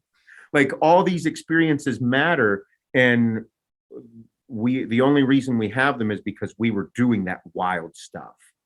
And that's why some people are like, you guys are hypocrites. Well, you can think that if you want, but it's not hypocritical if we're accepting exactly who we are, what we've done, and looking back at and looking now at all of you guys and saying, hey, little tip here from the old guys. And the only way to be old and wise is to be young and crazy. Yeah. And those young and crazy times. Speaking of saying that we're hypocrites and whatnot, I often will speak out about how if you're obese, it might not be your fault to have gotten there, but it's your fault for staying there because you can lose weight, calories in, calories out. People are like, Greg, you're a hypocrite because cake and steroids can kill you. And I'll be like, well, obesity can kill you. And I'm like, did I ever say that steroids, taking it can't kill you? And they're so you're no different. I'm like, how am I not different? I abused steroids for 10 years. That would be like abusing food for 10 years, becoming 400 pounds for 10 years. Then I came to my senses and I went on a diet and lost the weight. So I came to my senses. I went off the steroids and now I'm on doctor prescribed, from the endocrinologist, HRT. How is that not being how is that hypocritical? I'm telling you, I made a mistake. I did something to ruin my health and I'm trying to make up for it now. If you're overweight, lose the weight and make up for it now. To me, it's the same thing, but yet people say it's, you're being a hypocrite. It's because drugs are fucked up. It's because what we do is fucked up. It's crazy. It is. And I love it. We have these things inside of us that are unlike anyone else. Anybody that does these extreme things, there's no one like it. Powerlifters, bodybuilders, strong men, like, dude, we're talking some wild sons of bitches. I don't know too much about the powerlifting strongman community, but if you sit down and you have a round table of bodybuilders that are no cameras are on, nothing, and we're all like, there's nothing being recorded. Let's talk about the real stuff. Everybody's going to come out with the wildest stories you will ever hear. They will blow your mind from a dieting, a cardio, a training, a steroid, all these different things. You and I just happen to be a little more open about it because we're like, listen, if I don't tell these stories, it's never going to be out there and people aren't going to know, like trend cough. Like there's times whenever you just take trend and all of a sudden you start coughing uncontrollably and turn purple. And coughing on the ground. People are like, what? Yeah, and then you just get up and do the other shoulder. Absolutely. I've done the trend cough thing many times and I didn't stop. You're panicking. Am I going to have to call the hospital right now? Because I might die. But then you keep to the other arm. It's the same thing. But dude, if you had that round table, those are the things that happen. Like whenever I got around other guys, there's stories about people that the stuff they've taken and the blood work they got back and it's crazy. And you're like, man, like you're just as screwed up as me. But we don't talk about that stuff because it's taboo, especially publicly, because then everybody's going to think you're a huge piece of shit. When you're not, you're just crazy. Because we love the crazy. I don't want to watch a fight that's just grappling. I want to see blood. I want to see somebody get split open with an elbow right above the eyeball. You know what I mean? That's what we're attracted to. We just like these things, and that's what we're in. We're in that sport where we love to see the crazy stuff. The more shredded the guys are, the better. The bigger. I mean, Ronnie Coleman at 300 pounds on stage. It was the wildest sight. You were right there with me, probably watching it all. You're like, oh my God, this is nuts. Jay Cutler chasing Ronnie, one of the greatest rivalries in bodybuilding history. So I think that it's all there. It's all crazy. We just have to continue to talk about it so that more people understand it, because it's becoming a reality of people losing their life from this crazy stuff. And if you don't think you can, or you're going to be surprised whenever it occurs, like you're mistaken. Like it's going to occur. Like I hate to say it, but Cedric isn't the only one that's going to pass this year. There's going to be more. And there's going to be more that you guys have no clue who they are. Like these are just famous ones going, guys. Like everybody's like, well, Nasser was older. Nasser was what? Nasser was 50, 57. I have no idea how old he was. He wasn't old. No, but I'm 37. Like if you told me, Seth, you're going to die before you're 60, I'm going to be like, oh boy, I don't want to do that. My parents are 65. I'm like, I don't want to go that young.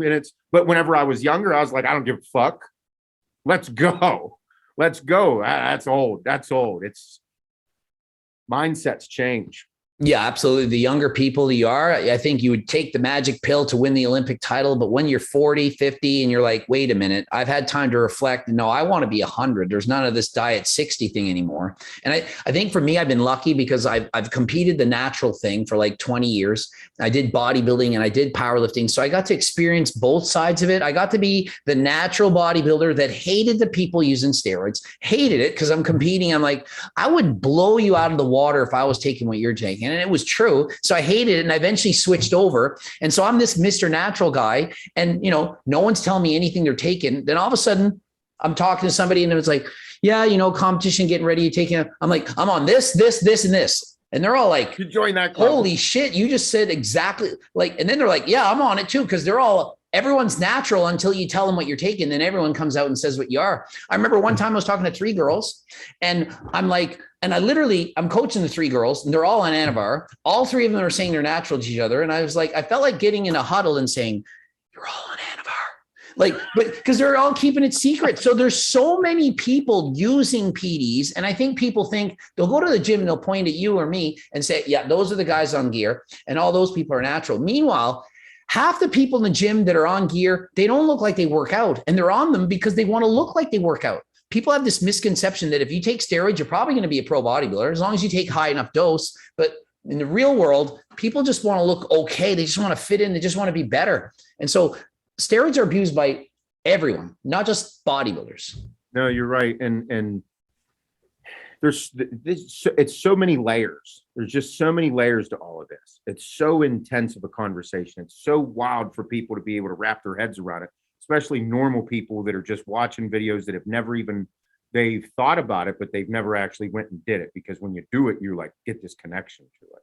So, and you're right, like when you start being more open about it, everybody all of a sudden starts being more open about it. And I believe the conversation needs to happen more and more. I think it needs to become more of a topic, especially like what we've been discussing a lot is the mental aspect of it, because like, dude, there's nothing like it. You know, whenever I was doing a lot of seminars, there was one thing, and steroids were always a topic, because once I filmed that first Steroids, Drugs, and Life video, like caught fire, and that's how I was really well known on YouTube. And the thing that people need to understand is no matter what you do, like we went over this, but I broke it down back then. You take 10 things in life that will give you a dopamine dump. Drugs, so we're going to take marijuana, cocaine, heroin, we'll take steroids, we'll take food, cigarettes, sugar, we'll take all those, we'll take 10 things and put them all in front of 100 people. And each one will do each one of them, you know what I mean? There will be one of those things that meets your personality that you will never let go. You just won't put it down. You will not be able to run away from it. It will be incredibly difficult to ever stop using it. And it's like it meets your personality, and people need to understand that whenever it meets your personality, dude, it got a hold of you like nothing else. For me, it's Superman drugs. Like, if you made me feel like Superman, I'm in. So that's where that dopamine dump came from with steroids, cocaine, whenever I was younger in college and partying.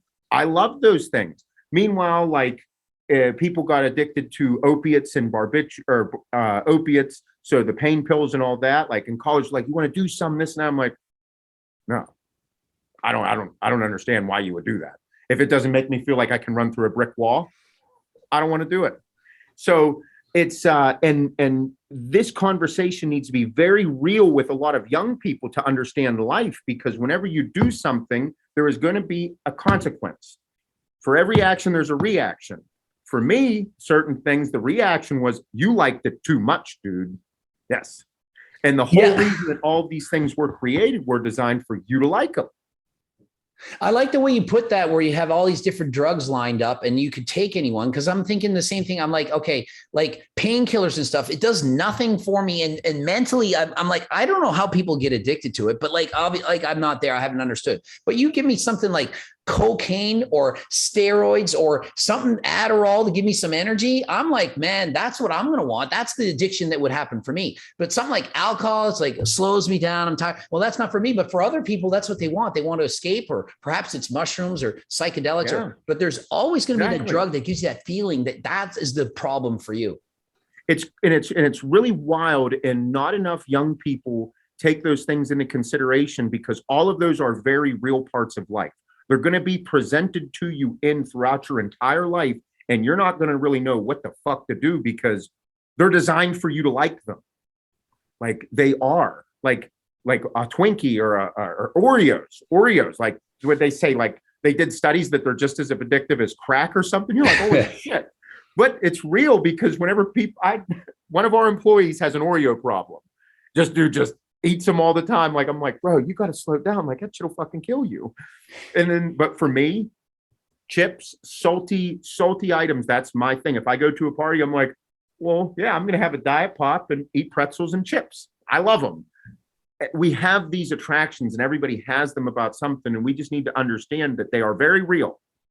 They are designed for they're designed for you to have that reaction. So just understand that before you get into them.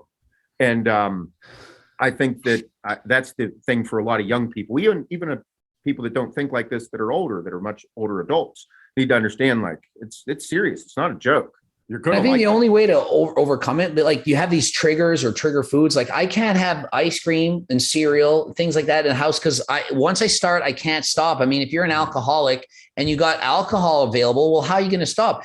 If you're into steroids and all your friends are bodybuilders and you go work out and you're all jacked and bigger than, you're inevitably going to start doing it because it's right there. And so if you can't handle it, get different friends. When I go and hang out with my bike buddy friends, like the guys that ride bikes, we never talk about steroids or drugs. It's just a different crew. When I talk with these friends, we talk a lot about partying. When I talk to these friends, it's about bodybuilding. And so you got to make the right kind of friends. And because you're going to be most like, I think the saying is you're most like your 5 closest friends. If your 5 closest friends do steroids, well, what chance do you have really?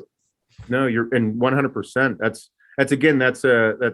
an experienced, wise comment to make or statement to make, because like it's you are who you run with. You do become that. And I think a lot of people are also a little nervous about possibly losing a good friend or I can't turn my back on it. And it's like, it's okay. Life is bigger than just one individual and it's bigger than one thing, but those are the vulnerabilities and the insecurities that I dealt with about like, man, like of getting to this point to realize like that these are going to occur in life. But yeah, no, whenever you're right, whenever you hang out with certain people, you become a lot of what that is in that scenario. Like whenever you turn 21, first thing people ask you is, where'd you go? Did you go out? Did you go have your 21 shots? And you're like, holy shit, like that is a common thing to occur. It's part of society. It's part of the way of life. And, I did it and I experienced it. And now, like you said, like I like having a beer. I like having a bourbon, but I don't like fucking up my morning routine. I like waking up and doing my cardio for an hour. I can't not do it anymore. If I'm a little tuned up the night before, Hannah and I went out to eat, or we're hanging out at one of my business partners' house, enjoying food and drinks, I still gonna wake up and do it. I have to because it's part of me now. But yeah, people need to understand that these are all like those are real life experiences that are going to grab you by the balls. For me, with partying and staying up late and all that, I kind of have a rule. If I can't do my exercise the next day, then it's too much. I said, I want to live and have fun, but I feel like there should be like some kind of a limit. And some people, it goes too far. It's Friday night, turns into Saturday and you haven't done anything. And then before you know it, you're done. I'm like, if I can't go and do whatever I needed to do the next day, then it's too much. I should be able to go out and have a good time and stay up till 3 in the morning, maybe not 8, and then get to bed and get up and still have my routine. Yeah. I can't stay up too late anymore. I'm lightweight. Also, my girlfriend, a lot of people comment and say, Greg, you force well, if you look back at my history, you've always forced your girlfriends to work out and compete. And I'm like, I don't force anything. I have so much passion for the sport. I love it so much. How can it not ooze out of you and have other people want to do it? So like, that? Absolutely. Like my last girlfriend I met her, she wasn't a weightlift person. She didn't do all this stuff. And then she's going to a powerlifting meet, watching me setting records. And she's like, wow, that looks like fun. I'm going to start doing it. And she's in it. She's competing. And I've had maybe 3 or 4 girlfriends in the past that competed in bodybuilding. And it's like, I didn't ask or make or want that. Like they just saw me lifting weights all the time. And all I do is talk about weightlifting, and now it's all about biking. I drive my girlfriend crazy. That's one thing she won't do is bike like, ride. Fuck that shit. Yeah, it hurts her crotch too much. She's like, I ain't sitting on those seats. But aside from that, it's like you're so excited about it. How can other people not do it? And so when I do videos, I hope that the passion comes through because I'm so into like the health and fitness and eating good and doing cardio. And so I want people to watch my channels and be like, man, that life seems fun. And I want them to get into it, but I don't want them to get addicted to it and get into taking steroids, thinking they need to have single digit body fat, thinking they have to compete and all this stuff. It's about just being healthy. And so, that's the main takeaway from my channel is I want it to be a fitness channel, but not like depressing that you can't look a certain way. Well, that's what we just got done saying is like, you are what you hang out with. Like, and if she's around you all the time and, you're a passionate guy, like you are always open to talking. You're always open to speaking your mind, even if it's not what everybody agrees with. And you're just out there. And whenever like you live that way and you live with this freedom of who you want to become in life and who you are, like it's hard for people, and like for me with doing the CrossFit workouts, like Hannah and I, like we work out on the weekends together now, do it. Like she's into it. She's like, I can fuck with this. I can do these. I like this. She's like, I have no desire to do legs with you. You know what I mean? She's like, I love these type of workouts. So we do it together. It's like, it's crazy how it occurs. And the more people that see me do it, the more they get into it. But I agree. Like it's whenever you continue to put yourself out there in the way you do, and the way like what you're doing with your channel, and how you're open, you're honest, you're outgoing with it all, that's what people need to see. The people need to understand that all of the stuff that we say and all the stuff that we talk about needs to get out in the open. And it's not you don't want people to be like, you don't want people not to be into it, or you don't want people not to, you're like, oh, I don't want you to go down the wrong path. But it's like, well, it's still on you, motherfucker. It's still on you to go down the wrong path and make your own choices. Like you can, it's not on the IFBB to control like what you do with your life. You know what I mean? Because that's why we loved it. It's not on me. Like I'm only going to give you as much information as I can. I'm going to give you experiences. I'm going to glorify crazy moments that I had and talk about how that was a wild cycle that I did. It was awesome. It was fun. But also understand it's still on you. You're accountable for your own actions. I just said what I did. Fortunately, I'm still okay for now. But like, if you do it, like it's on you. Like, don't cry to me whenever you do wild shit and get hurt. Like, you can't be like, oh, I can't believe that happened. Are you fucking with me? You're fucking with me, right? Like you said, you broke your elbow bike riding. Like, dude, you're on a bike on two wheels, going wherever you're going. Like people, whenever you see the bikers on these back roads, like Bob, my business partner, he bikes. I'm like, bro, just be careful. Like people are gonna hit you. Like shit's gonna go wrong, and it's inevitable to happen. But that's the risk that we're willing to take. The risk that you're willing to take for what you love to do. And if bodybuilding and steroids and this life is what you want to do, just understand the risks. Just know shit can go wrong. And when shit goes wrong, don't come crying to me about it. Be like, I knew, yes, I knew. Like me, like I said, I had the TRX. I totaled a TRX. I bent the frame. Well, when you buy a truck that has 700 horsepower and you're an asshole in it, that's going to happen. So it's like people just need to, it's like I love having these conversations because it is informative, but people need to understand there is consequences and you need to hold yourself accountable for them. Yeah. And I think no matter what, things are dangerous. And if you get involved in those sports, you're going to have some problems. If you race NASCAR, well, you're going 200 miles an hour. It's not good. When I race bikes, people are going to crash. There's no way you can be a bike rider and not crash, yet I still choose to do it. And I would argue bike racing is probably more dangerous than bodybuilding. Like, let's be honest. Like I've got 2 torn tricep, broken elbows. It's like, it's bad. Head concussions. It's not safe. Like that's that judgmental part that's really tough. Like all of a sudden, like we'll just, it's inevitable to judge someone based on what they're doing. Like immediately you're like, you stupid fuck. Like you're dumb. And then like on the internet, it's really easy to just say it right away and be like, look at this dumb bastard. He's going to die. Like it's easy to say those things. And like, cause whenever I watch somebody on a motorcycle, like the cinders are still on the road here. They're starting to clean them up from the winter. So it's like, I see people on bikes and I'm like, oh, dude, you dumb bastard. But then people look at me and they're like, you're an idiot. So it's hard not to judge. And it's hard to, I just don't like how it runs away in our industry. And I don't like because, he's a motorcycle. He wants to do it, dude. I love looking at bikes. I do. I think they're the coolest thing on the road. I will not ride one again. That's how I tore my tricep. There you go.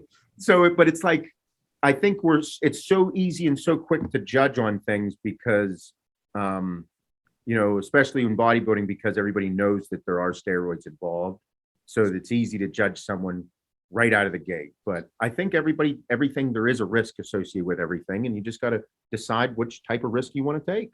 Yeah, I think as long as we're open about the risks and we do it, because there's no way you can go through this life without doing something. Like there's something that makes you happy, and to just take it out and just do nothing and live in a bubble. I mean, what would be the point? But you got to think, like, people will glorify obesity. They act like it's not going to shorten their life. Like I can be Lizzo and rub my 400-pound belly and make my 1,400 calorie burgers. And it's just like, really? You can promote that. To me, that's the same thing as bodybuilding with steroids. And so you have to just know going into it. If you abuse food, eat like shit, you gain 100 pounds, it's going to shorten your life. If you take steroids, going to shorten your life. If you race motorcycles, you're probably going to crash at some point. It's going to do something. I won't race or even ride a motorcycle because I don't trust myself. I like going fast. And I'm just like, I'm I'm going to crash. I can't ride a bicycle. What am I going to do on a motorbike? It's just not safe. So I avoid a lot of stuff. I take risks. I do some things I shouldn't, but I try to minimize them and I try to have balance. And that's what life's all about.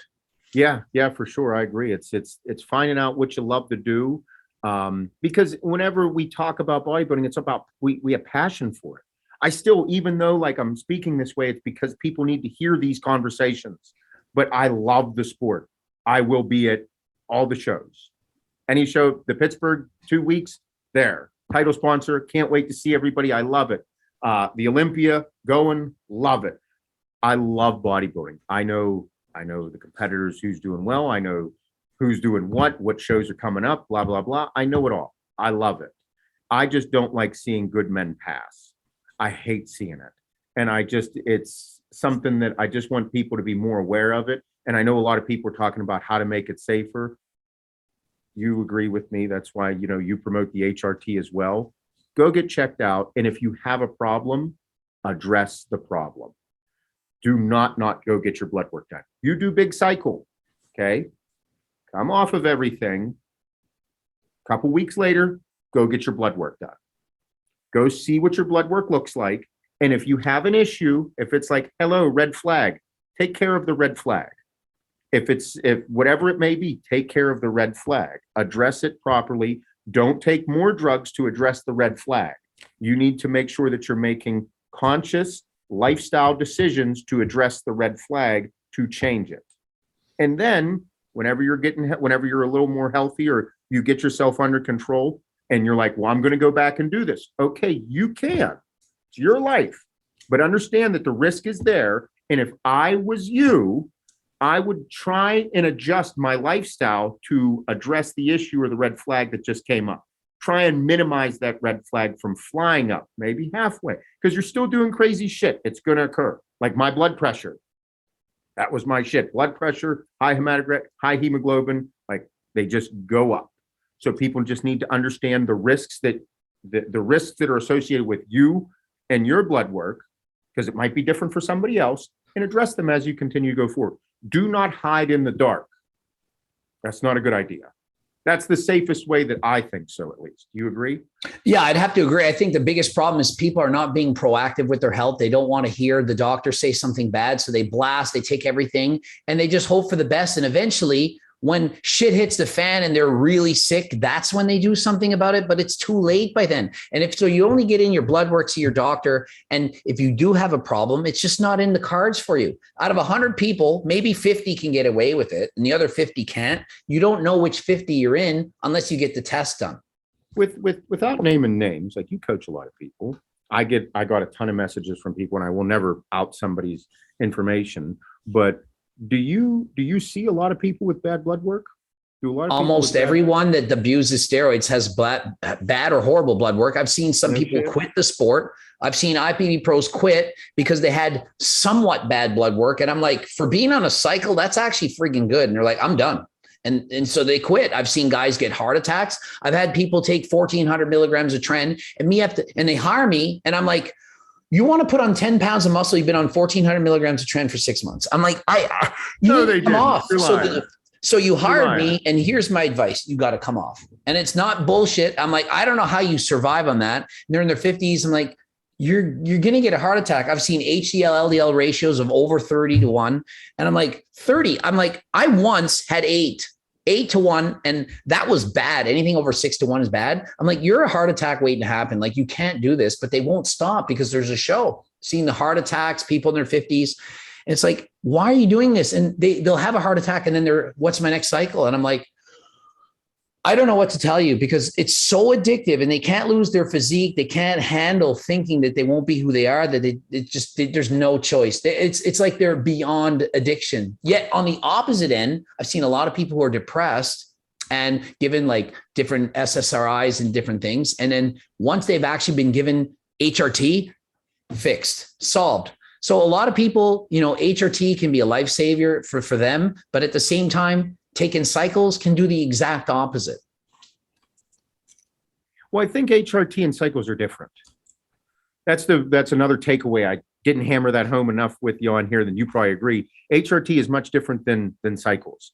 Like, once you go above that mark of what the doctor has said, expect adverse side effects. And even taking what the doctor said, you can still have adverse side effects at those dosages. Like, if all of a sudden you're taking 500 mgs and you're like, I can't believe that happened to me. Really? You can't believe that happened to you?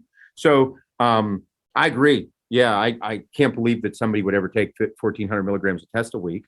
Tren, it was. A test, yeah. Tren. It's Tren. Even worse, right? What are you doing? Like, oh.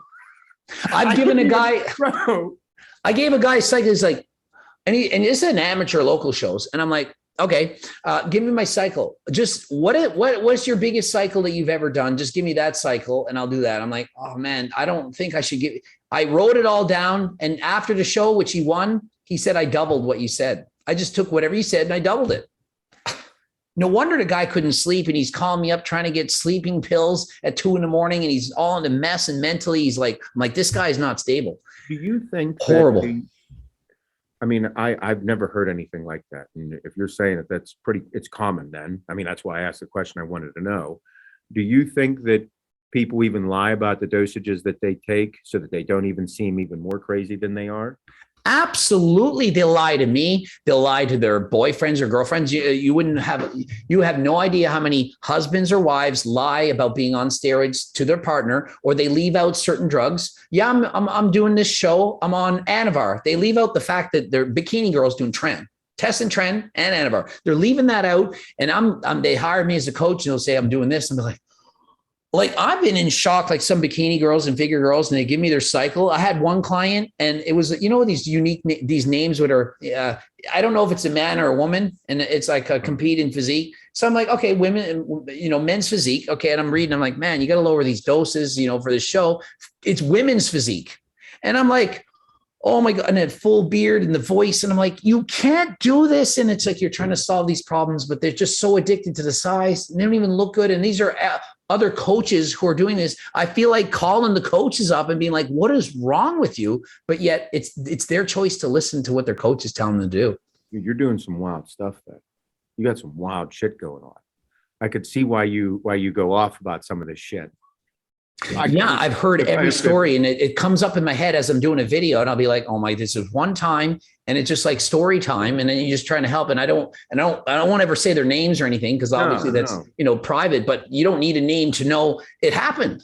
Yeah, no, it's wild, because like I said, a lot of coaches hit me up and they were like, thank you for making that video. And I'm like, oh boy, then, a lot of people message them saying, I want to go get my blood work done to get checked out. And it's important. And this is wild. It is the sport for the crazies, but man, I thought I was a little crazy. That's fucking nuts. As bad as that is, it gets worse. Now imagine I have client phone consults, parents calling up, 13, 14-year-olds. What steroids can they take at this age to help them to win whatever sport they're in, whatever it is, wrestling? What can they do to get away with this? And I'm like, are you serious right now? Or basketball, football, swimming, wrestling. I've had so many parents call and they want to talk about, so which SARMs can they do that they won't fail the drug test? Which I'm like, this is the call right now. Like, it's parents trying to tell their kids what to take. Bro, that's pretty crazy. Sad. They're kids. Like, you can imagine your own kids. And then imagine being a parent and saying, I want to give them, and they think they're helping them. I need to give them an advantage to get them into whatever university, the Olympics and so on. And it's like, but that's not the way to do it. Dude, people always used to ask me, they're like, what are your kids going to think of you when you get older? And you doing steroids and all that. I'm like, well, number one, like, is your background squeaky clean? Let's, you're casting a stone here. Let's look back at your life. I kind of looked at you and you might have sucked one too many dicks before, sweetheart. I've seen you, I don't know, are you bringing that up to Susan? But like, I think I'm always open and honest. Like, I won't lie to my children. My kid asks me a question, like, depending on their age, make sure that you have to be light about it at certain points. But now with Adeline being 14 years old, she has the internet. She watches YouTube videos. So do all her friends. The thing with me is I'm like, if I do not lie about this and I'm very open and honest and truthful about it, like, you won't catch me in a position where you can be like, fuck you. No. I'm going to be very open and honest about this. I have to be, because now we're dealing with young people. Like you said, these young kids, if you're 14 years old and you're thinking about taking a SARM, let alone a steroid, bro, pump the brakes. You shouldn't even be taking a fucking pre-workout. You should just be taking protein, eating peanut butter and jelly sandwiches, and lifting as many weights as possible, having fun. Same thing if you're 16. I mean, Hannah just had there's a football coach. He's head football coach at one of the high schools that she's like, hey, he wants to come and talk to you because apparently a lot of these kids are dry scooping this pre-workout that's cheap and it's really bad for you. And I'm like, well, I think I know. I can think of two of them that they probably would be doing that with. And she's like, yep. And I'm like, yep, need to have a talk with him. He's like, because the whole team's doing it. And he's like, they need to stop. But he's like, I can't stop them. They're not here at the gym with me every day. So these young kids need to understand that these things will hurt you.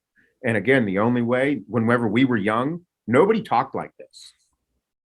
Nobody was open. Nobody talked like this openly. There was really no way to get this information other than the gym. And at that time, the information that you were getting at the gym was for the people that were in the thick of it. So it was encouraging. And you're like, yeah. So I think that this conversation needs to start so that these young people understand that if you do it, like you said earlier, wait as long as possible. And then whenever you start, take as little as possible. I started whenever I was 20 years old. I was 19, about to be 20. So it was like within a month of it. And it's like, dude, I gained 15, 20 pounds. And like, I started training at 13 years old. So that was almost 6.5, 7 years of lifting weights before. So I had an incredibly great foundation. It wasn't like I just started lifting weights and started taking stuff like some kids today. And that will put you even on more of a roller coaster because you have zero foundation. If I started 177 or 180 pounds jammed and I take stuff, I'll go back to 177 pounds, like, theoretically. So that's how, like if you started with nothing and took something and became something, and then it goes away, you're kind of back to being nothing.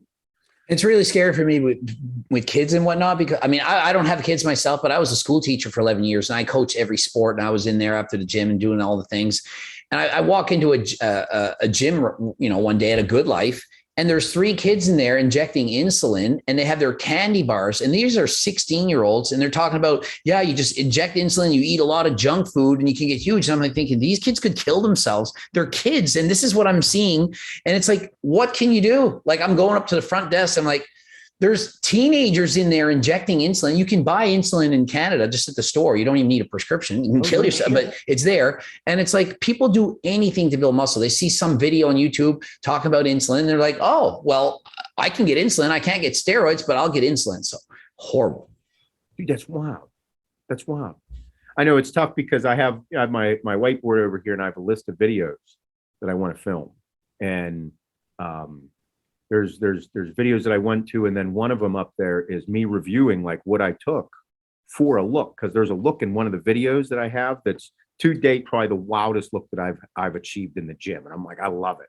I'd love to review the video of myself about what I was taking so that people could actually understand it. But again, there's a video of me glorifying this, but also being very real, open, and honest.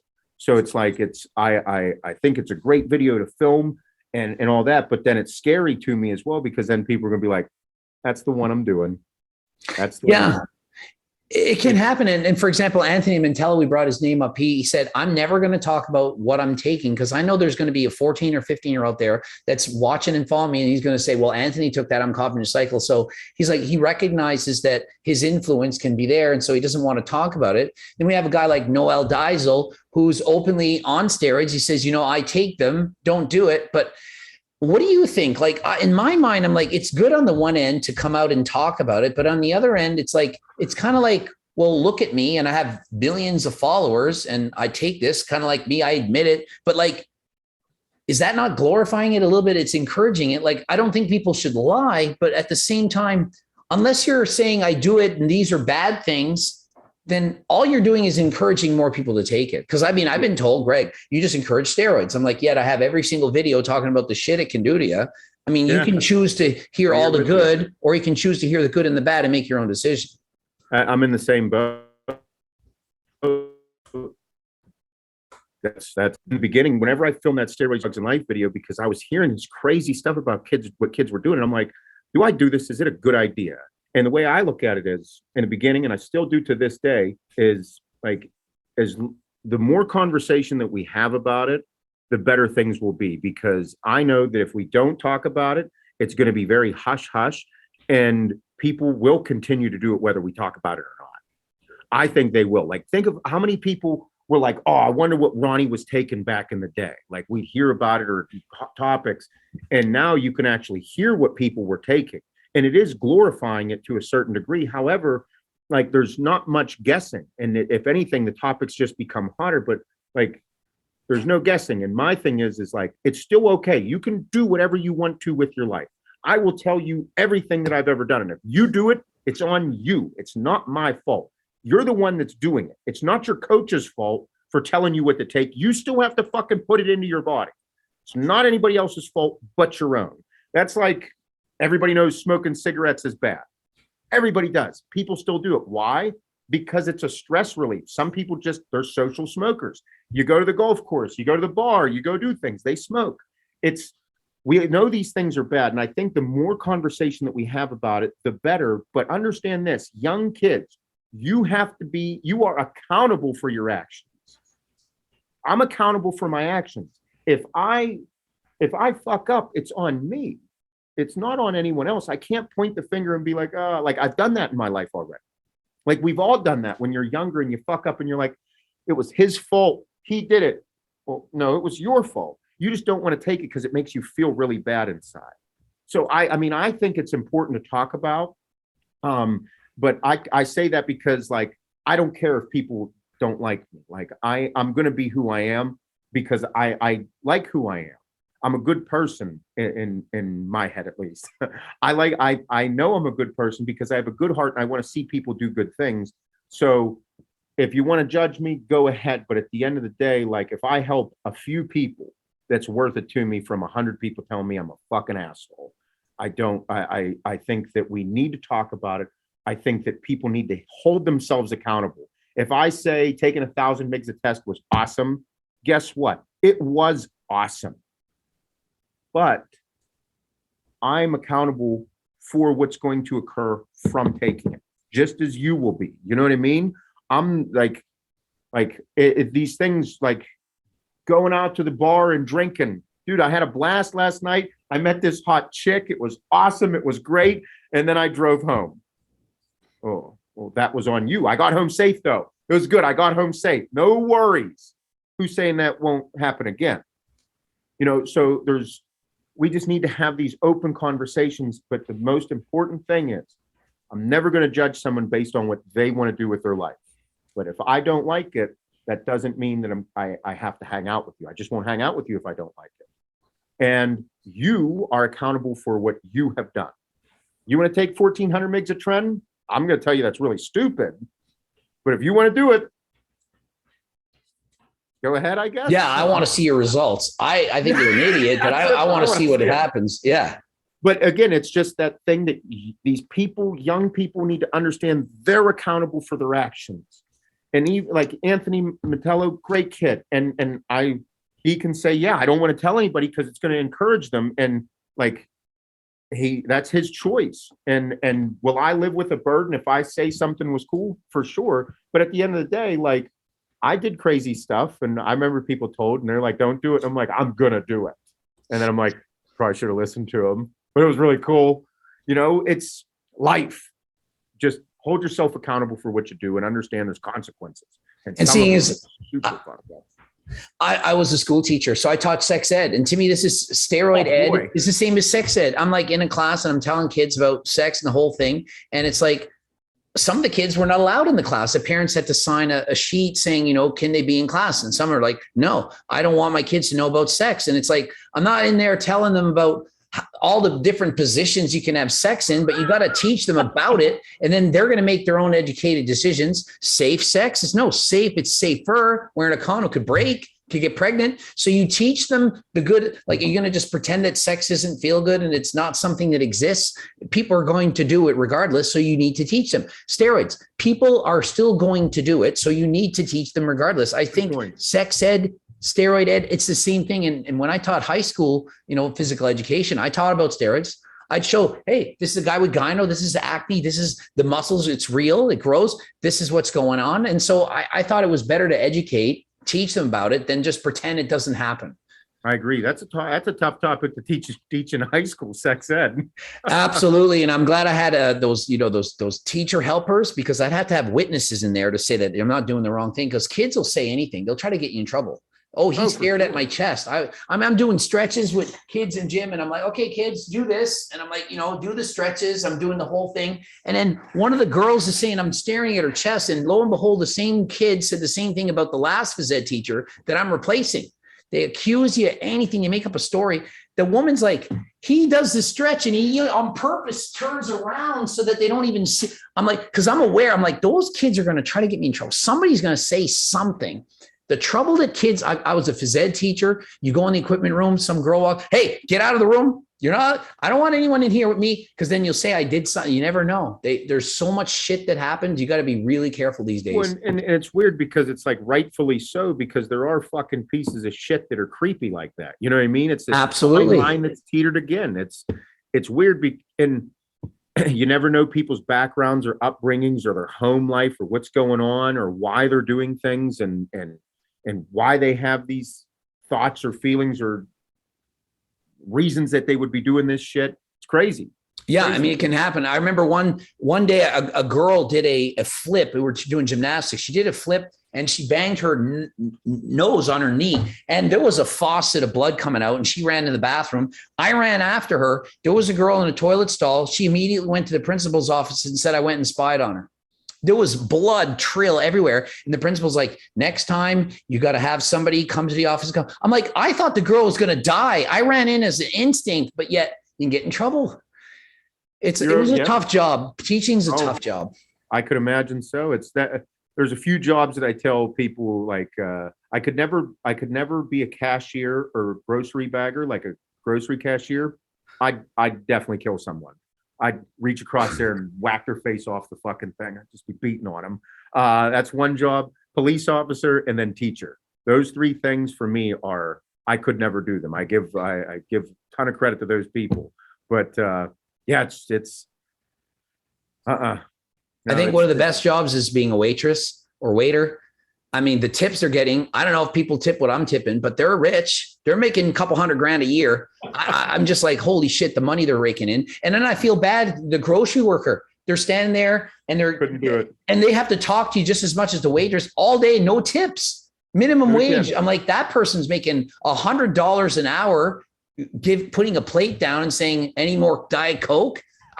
I don't know. I think that's easy. They're making more than nurses who are cleaning shit and throw up. Like, I mean, I don't know.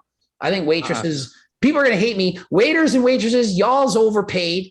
People who are nurses, you're underpaid. I could never, the customer service industry would be tough to work in. I know we work in it to a certain degree. Like I always give our customer service department a ton of credit, because I'm like, if I was in there hearing something about, that we're not even responsible for, like how the package was damaged. I'm like, well, like UPS, like your UPS driver is a bit of a cocksucker probably. Like the other UPS people haven't had any issues, but your guy is an asshole. So it's like, it's not even our problem, but it's our problem to address it. Yeah. I couldn't do customer service. Nope, nothing like it. Yeah, I mean, as a school teacher, I had to be that person. I had to, no matter how shitty my day was, I had to come in there and have a smile on my face and act like all the kids are angels, because they had to, like, it just, you have to like flick a switch. You walk into the school and you flick a switch. Just like if I'm doing a video, I might have somebody dying in my life or something went on. I have to do a video. I can't be all depressed. Like, I have to be the same personality. So you just flick the switch and you just put on a show. Yep. Dude, it's crazy that that this conversation has taken so long to occur between you and I.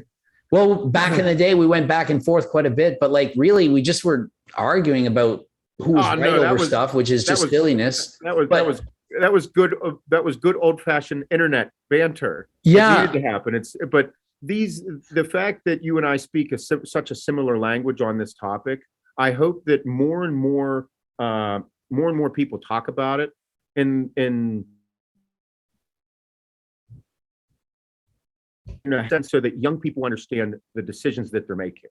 You know what I mean? That's the most important thing I want people to take away from this, is that I want people to become more open to just discussing that these topics are so intense in life, and your life is so full of different layers.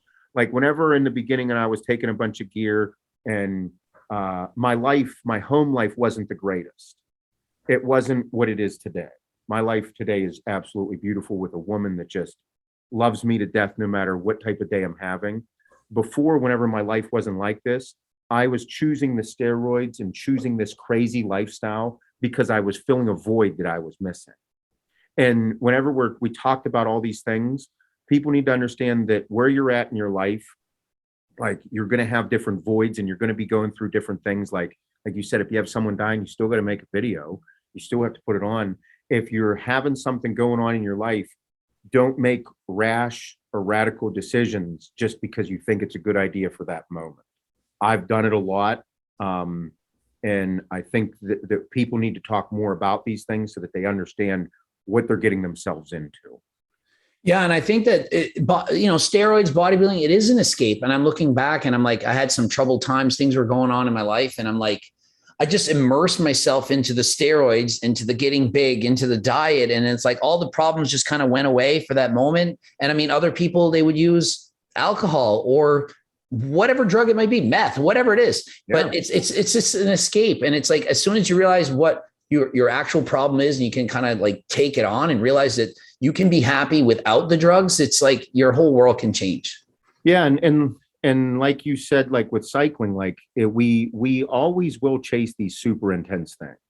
Like you get a dopamine rush whenever you drop a new product, or like selling 1,000 cookbooks.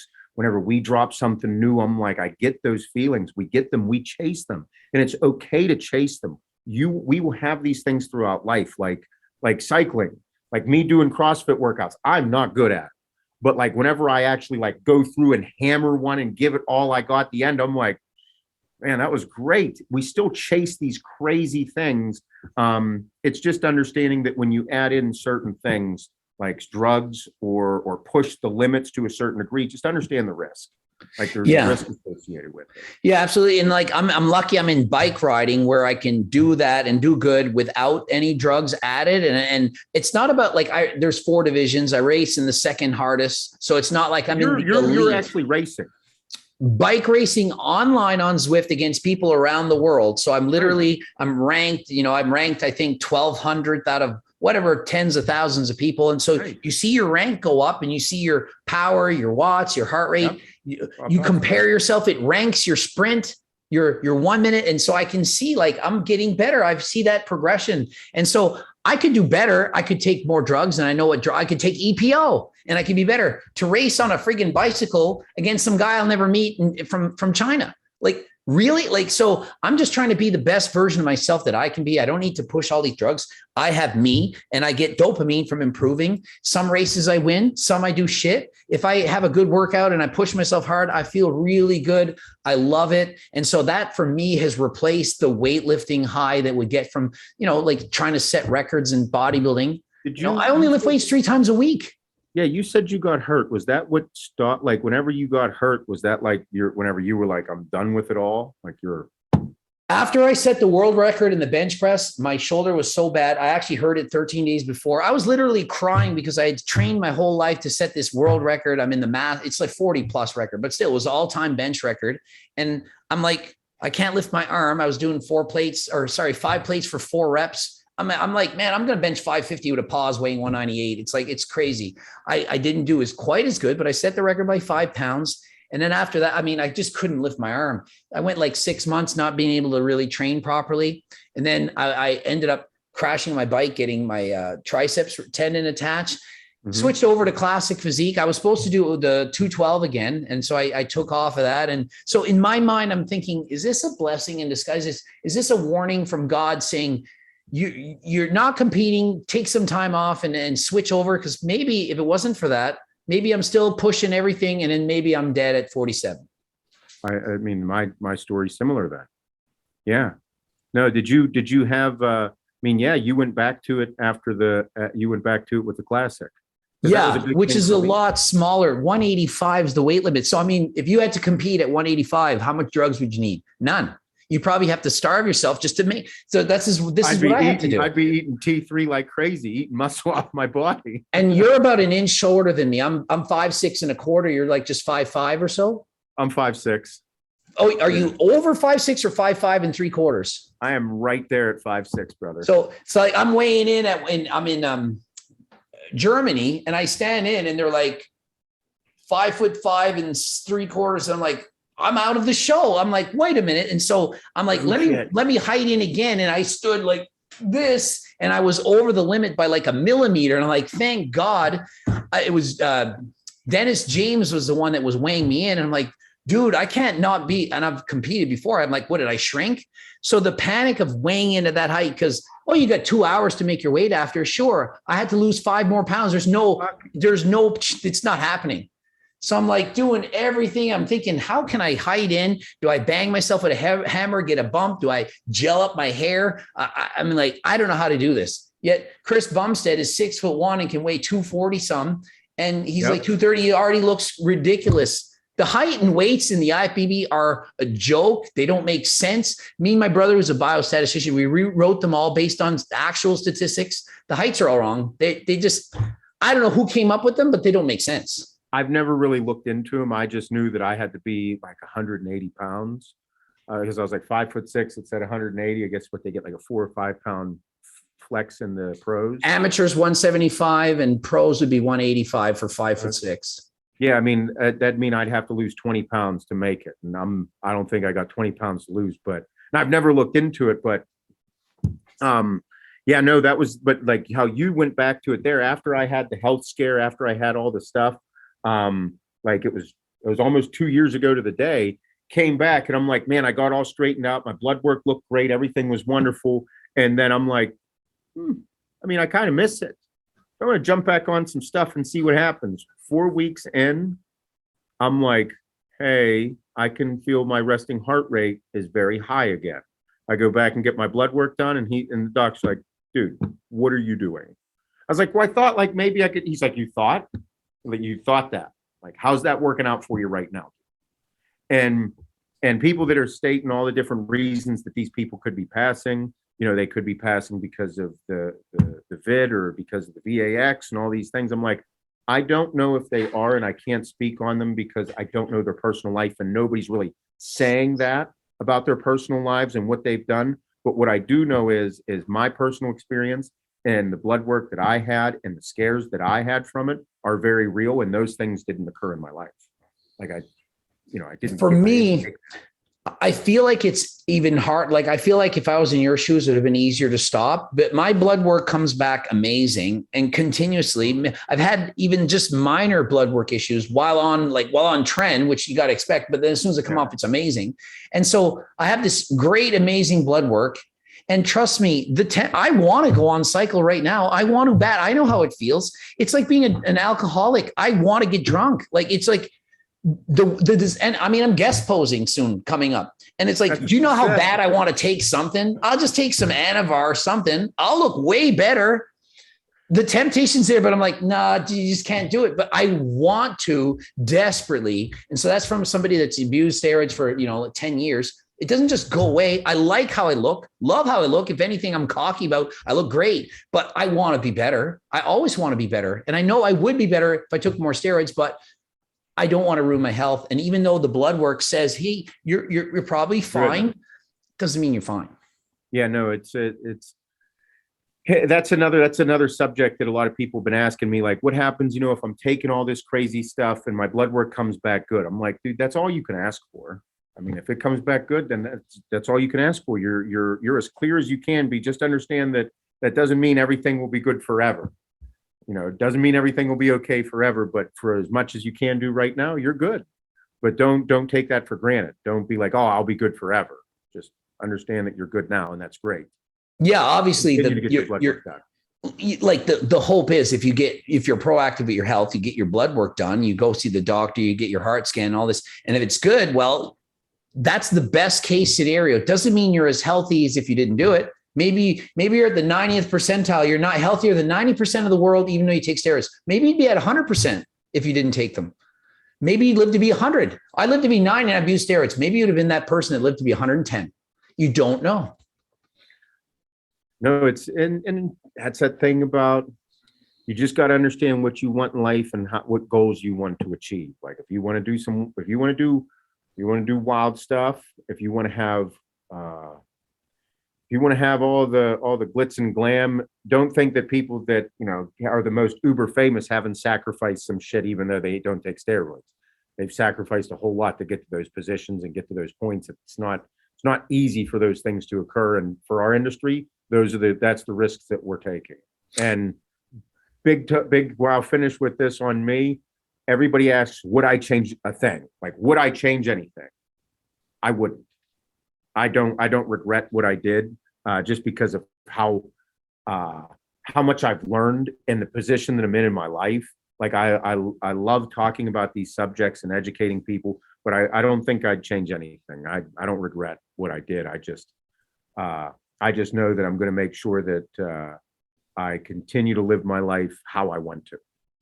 And to end with the same comment, I would have to say, looking back, is there any regrets I'd have? I would say absolutely, but I don't want to think that way. So I want to think I would do the same thing, but I'm looking back when I took 700 milligrams of Tren and I'm like, I wouldn't have done that.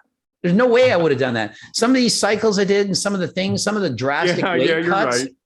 I'm like, no. And some of the shows I entered, there's no way I would do that same show again. I was torturing myself, trying to get the high of competing again. You win a show and you want to do the next show. And it's like, what am I doing this for? You can get fun and pleasure in other avenues other than just competing. I mean, I've done 59 competitions. Like that's a lot, 59, like not many pros have done that many. I did 42 natural. So I've got 17 enhanced shows under my belt. That's a lot of competing on drugs, a lot natural. And I think I would compete a lot less if I had to do it again.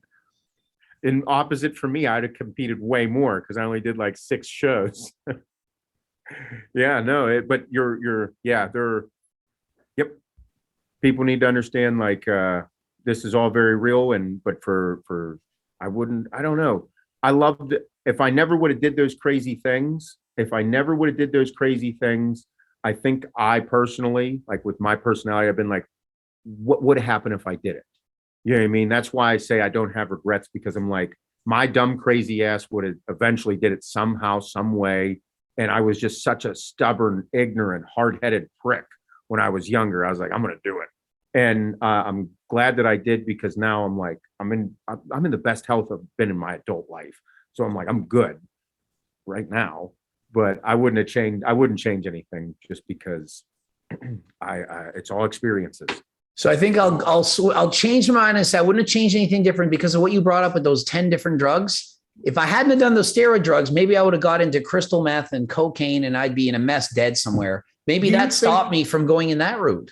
I know a lot of people in that crazy addictive personality. Like in college, I got really into drugs because I liked partying. Like it grabbed a hold of me. It just like scooped right under there and cut my balls. I was into it. And I think that, it's another, oh, man, I can't stop talking. Another thing in life that's crazy is, so do you think that like like since we're talking about those 10 drugs and 100 and all in front of everybody, like I personally think that there's people out there that would have been better at one of the best in the world if they would have done what that person have done. Like what happens, is there another Ronnie Coleman walking around that will never touch steroids that could have been everything that he was or even better?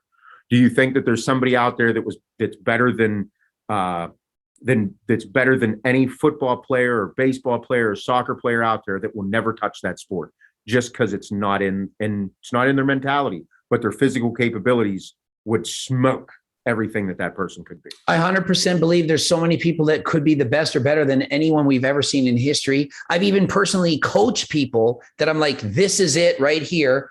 And they just blow it. A power lifter who's squatting 600 pounds in grade 10. And I'm like, it took you 3 months to go from 225 to 600. It's just a monster, like just a beast. And then they just get in the wrong route and they're a trucker. They're overweight and just done. I've seen so many gifted athletes just not apply themselves. I've seen so many intellectually gifted, genius-like students that just slacked off in school every day and didn't give a shit. So I 100% believe that so many people waste their potential. I think one of my, if you want to call it a gift, is my persistence of being able to try hard. I think that's a genetic thing. I mean, people talk about, certain guys that, you can work hard, you can overcome it. I think that there's a genetic component to wanting to try hard, to being that kind of guy that just pushes yourself. My whole life, I pushed myself harder than what I saw was everyone else. You're on the basketball team, you're running drills. I'm like, you guys are all slacking. My whole life I was like that. So I see a lot of people I think have wasted talents. And I think the biggest gift of all is the mental strength to just go after it.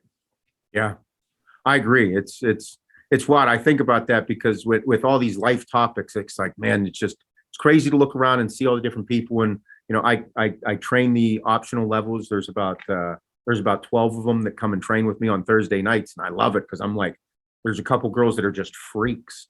I'm like, you're fucking 15, 16 years old and you are savages. You've never done this type of workout ever and you are just murdering it. It's awesome to see it. It's just different layers of life, different people, there's got to be so many people out there that are capable of doing incredible things and have no fucking clue. They got no clue what they got in them. I love thinking about it. Oh yeah, absolutely. I've seen it all the time. And I think that's what's so wonderful about the sport. I think that's why we don't all need, it doesn't have to be bodybuilding. It doesn't have to end with bodybuilding. You associate yourself with a bodybuilder. There's so much other shit out there that's fun. Like, who would have thought bike racing? Bike racing, they could maybe see powerlifting or maybe football. I suck at football. I'm playing flag football every Thursdays, horrible at it, but I'm trying. But there's always something else out there. You don't need to be the best in the world on it. You just need to be better than you were yesterday. As long as you're seeing that progression, it's fun. That's it. That's like if you told me 5, 6, 7 years ago, 10 years ago, I'd be doing CrossFit, I'd have kicked my own ass. Yeah, I'm sure you would have. Fucking nuts. Yeah. Oh, I love it.